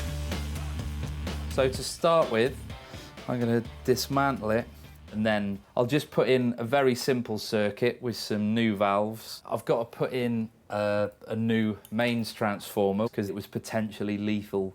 You definitely need to be careful. You certainly shouldn't just plug it in until somebody qualified's had a look at it. One memorable time, I got a shock and then punched myself in the face, pulling my hand back. So yeah, I'm quite careful these days. Ouch and double ouch. Definitely don't try this one at home, folks. This was a valve radio. I'm going to make it a valve-powered speaker. I'm sure there'd be purists going insane at this. It's not like they're rare, so it's fine.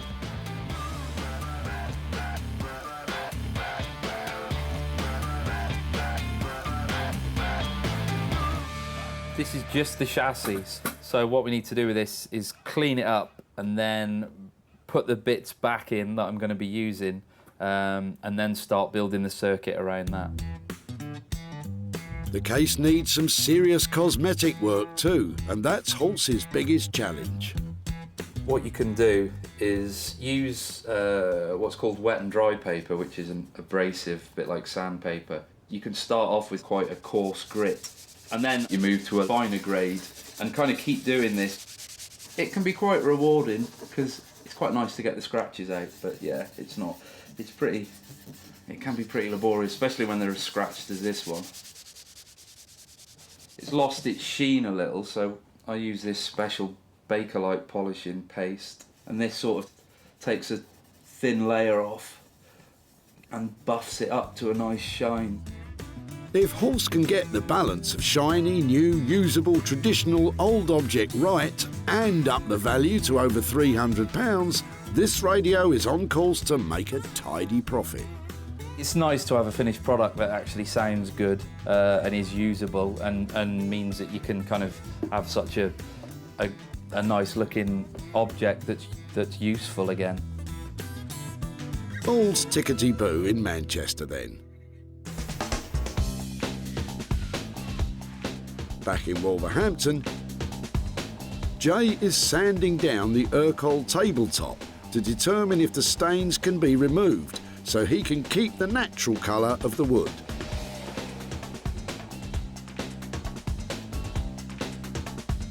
And it's bad news. It's stained all the way through. So it's sad that we have to paint an Urquell, and I really don't like doing that. Kind of disappointed.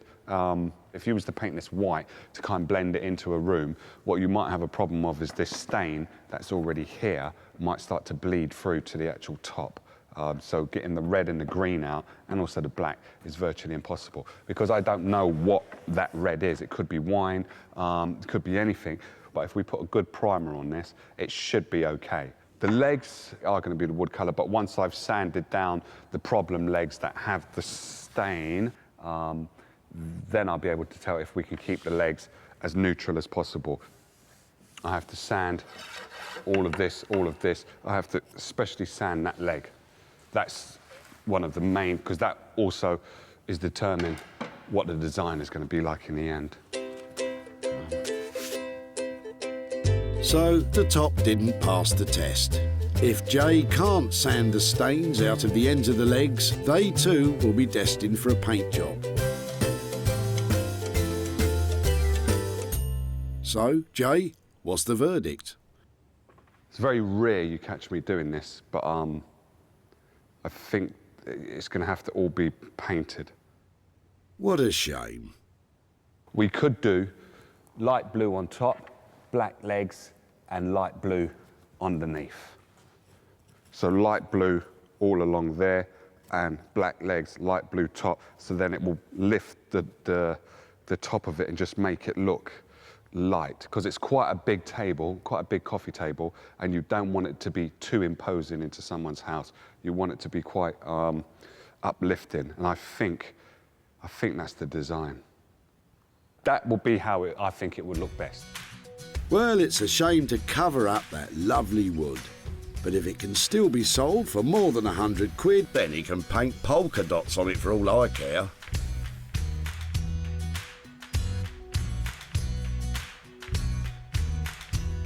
Back in Sussex, Sarah's nearing the end of her own restoration project. Basically, I've covered the whole of this case in a new layer of fabric on the outside. I've carefully cut round the things that are on here already. It's tricky to get it done perfectly, but the overall effect of it, I think, is really pretty. And that should make it saleable.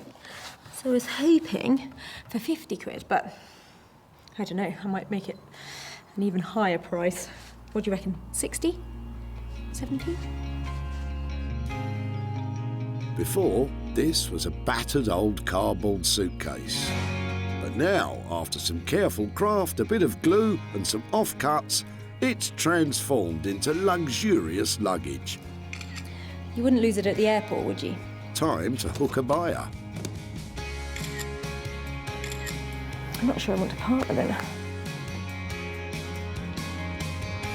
Tweaking the photograph so it looks absolutely the best it can. I think that's singing out now, don't you?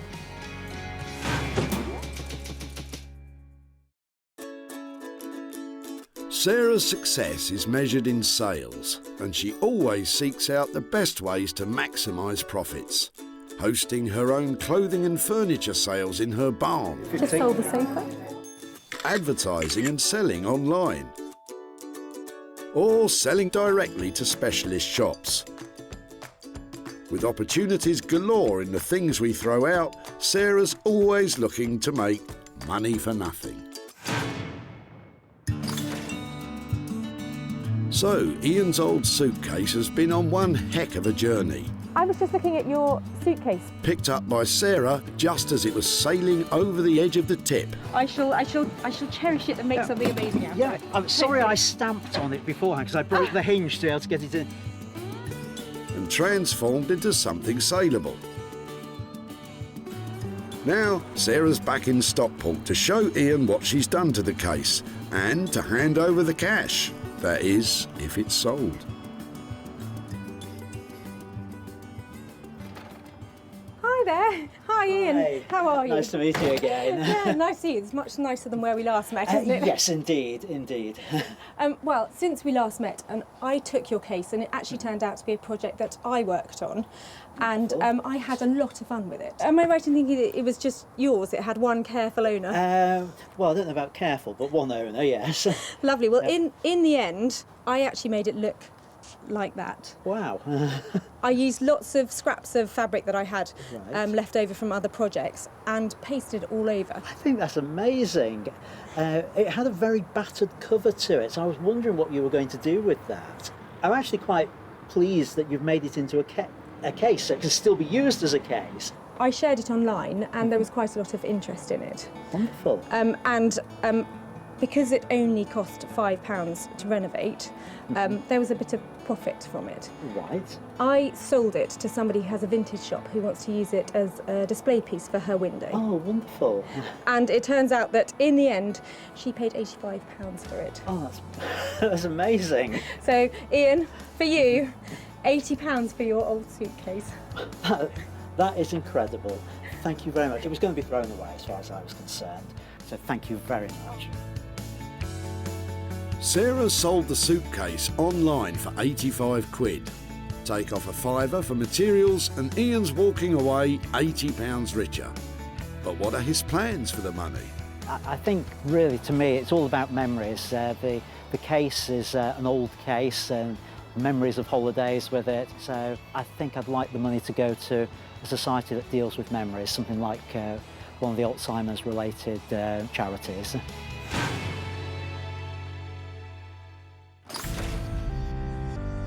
So, the money's in the bag for the suitcase, so to speak. And in Manchester, how's Hulse getting on with the radio refurb? I finished it a couple of days ago. Yeah, I'm pretty pleased with the way it sounds. It's valve, it's true to the original design. So yeah, I hope Sarah likes it. Before, this vintage radio had sat in dusty silence for over 30 years. Now, Hulse has sympathetically repurposed it as a universal speaker for today's music-playing devices. It's perfect for someone with an eye for funky functionality and an ear for the rich tones of yesterday, as Sarah's about to find out. Hello! Hello, how are you doing? Yeah, brilliant. Have you got something to show me? Yes, let's go and have a look at the radio. Oh, fantastic.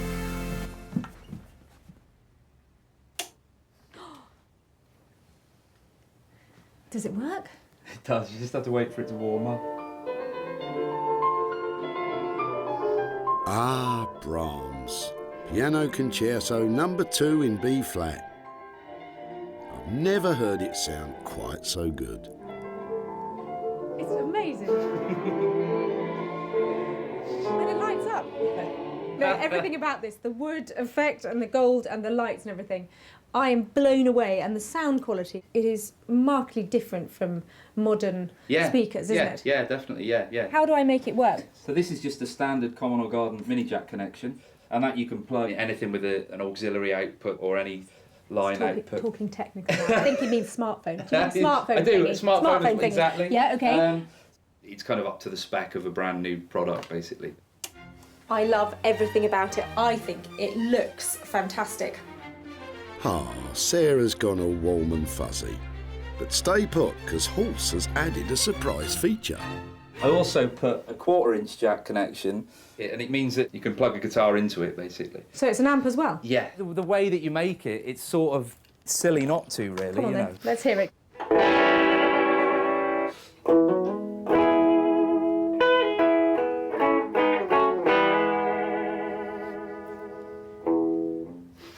Horse, you're a genius on so many levels. I think that just is the icing on the cake. That was lovely, wasn't it? All right, Sarah, enough of the mellow jamming sesh. Let's get down to business. Horse came in on budget at £300. Now, Sarah needs to get selling. Right, so all I need is some of your excellent music connections and a nice buyer, and then everything will be perfect. I am seriously impressed with what Horse has managed to do with this radio. I mean, it was in a really bad state, and now you can play your music through it, you can play your guitar through it, and I think I'm going to make some money out of it. I think she was generally quite chuffed with it. I think the addition of the guitar amp was a last-minute bonus. So yeah, no, I'm pleased. I'm glad she really likes it. This vintage radio was nearly dumped at the tip. If they're working, they're worth about £150, but I couldn't be bothered. John was happy for Sarah to take it away for nothing. And with the expert attention of electronics engineer Horse, hopefully will be a beautiful object that is functional and will sound really nice. It was turned into a glorious custom-made speaker with a contemporary twist. And when Nick from online retro furniture store Smithers of Stamford took a look and a listen, he bought it. I hope to do some more business with you soon. Thank you. Take care. Bye. And now Sarah's back in Stockport to show John the radio's transformation and hopefully hand over some cash.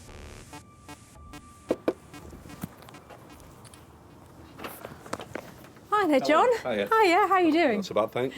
It's a long time since I've seen you at the tip. It is, yes. How are things? All right, thanks. Lovely. I've just come back because I've got a couple of pictures to show you of your old radio. All right, yeah. Did you have any thoughts about it? Because it wasn't in great condition when we picked it up, was it? It's funny, it came all the way down south to me, and it turns out that the one man who restores and loves working with old radios like yours lives about 10 minutes down the road from here. From here? Yeah. Right. So it's been in a big circle. Yeah. It went to this guy called Horse. Yeah. And do you want to see what he's done to your radio? I think very interesting. He's turned it into its former glory. Beautiful. That is now an amp if you want to play your guitar through it. And also if you have a smartphone or something like that, you plug that in and it plays all of your tunes. It's got lights in it as well, so when you turn it on, all that lovely, all those old stations and everything, it all lights up. It does look and sound just really lovely now. Unbelievable. I can't believe that. So the good news is that in that condition, it did sell, and I've got some money here to give to you. I've got £50 profit from the sale of your radio, and so that's for you. Sure. Yeah, definitely. What do you think about that? Absolutely amazing, really. Are there any ideas what you might do with that? Well, I'm just going to buy a new garden shed. Are you? To fill up with more radios? Yeah. That's the reason why that came out, ready to buy a new one. Well, fantastic. I think that's a great idea, that something that came out of your old shed is going towards, a little bit towards buying a new one. So, brilliant. Sarah paid Horse £300 for his specialist work on the radio, and it sold for £350, making £50 for John to put towards his new garden shed. Blooming marvellous. I was a bit astounded, really, to how good it was. I thought about having it renovating myself, but I don't think it would have come up as it has done. I think it's quite amazing what he's done with it. It's so satisfying to see an old piece like that radio restored to its former glory and sounding amazing. And I think that £50 might have been music to John's ears too. With 2 out of our 3 items sold for a profit, it's so far so good. But Sarah has got one more pickup to complete the set. Maybe Jay's painted Urkel will leave her feeling blue. I think it looks really cool. I hope Sarah would like it. I hope she will. Evidently, she's got to sell it. She has to sell this on. So if she likes it, then she will be able to sell it more. I like it, but I'm not going to be selling it. I'm not sure how this is going to go. Well, there's only one way to find out. Get her in. I love pickup time. I've got an Urkel table in here, but I know it had a few problems and I'm hoping Jay has managed to turn it around. When Sarah picked it up, the table was on the brink of being lost forever. But now it's a fresh, modern gem with a new lease of life.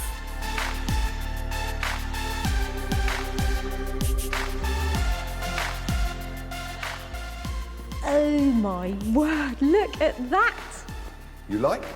I love it. What a relief.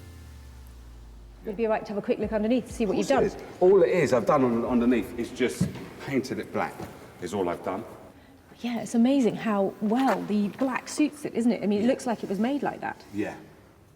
It looks like a massive, beautiful blue egg, doesn't it? It's stunning. It does look like a blue egg, actually, yes. Or blue pebble. It looks like a massive blue pebble that you'll find on the beach. The state it was in when you first brought it in, it's a shame to actually paint Urkel, but I couldn't get the stains out. I don't think you have to beat yourself up about this. This was going in a skip, Right. and now it's going into a really smart interior. If you think back to how it was when it arrived, Yeah. it was green, it had stains all over it, Yeah. it was falling apart. Yeah. You've completely transformed it. You know, this has gone from dustbin to designer. You know, it's brilliant. Thank you, thank you. Luckily, Sarah can see the sales potential in funky modern furniture. And what's more, it should still make a profit despite being painted. He's really nailed it, hasn't he? That table looks fantastic. That beautiful blue egg. I think I'm definitely going to be able to sell that with a profit. I'm glad she's happy, she can sell it, and then she can give the person that was throwing it away, give them the money back, and everybody's happy. Well, we're not happy yet. Jay came in on budget, but Sarah still has to find a big buyer of blue before we can start jumping for joy. Who could have imagined that the Urkel table nearly reached the end of its life as a plant pot stand? Just wondering if I could talk to you about your rubbish. Yeah. Sarah saw its potential, So it's been outside, has it? Yeah, it's got weather beaten. even if Pete didn't. It's quite old. But with the magic touch of Jay Blades, it was transformed into a blue beauty. Sarah showed it to specialist buyer Martin at her barn. He's got a good eye for antique-y, vintagey type stuff to sell on in his trendy London shop. It's a retro look, it's a very clean look. I love the colour, very saleable. And guess what? He bought it. Ah, now I can sleep easy. Sarah spent £100 transforming the table. It sold for £200, meaning she has made, obviously, £100 profit. So the good news is that the Urkel table sold with £100 worth of profit. But the bad news is I haven't been able to make contact with Peter again and time has run out. So this money is going to go to children in need. Give that girl a gold star, because Sarah's made a profit on everything she saved at the tip. The cardboard suitcase came up lovely and rosy. The vintage radios brought old school and modern technology into harmony. And the retro Urkel table is now cool, blue and contemporary. there were 3 things that were saved from the skip that would have been lost forever. And who knows, maybe next time you're at the tip, I could be taking your rubbish and turning it into money.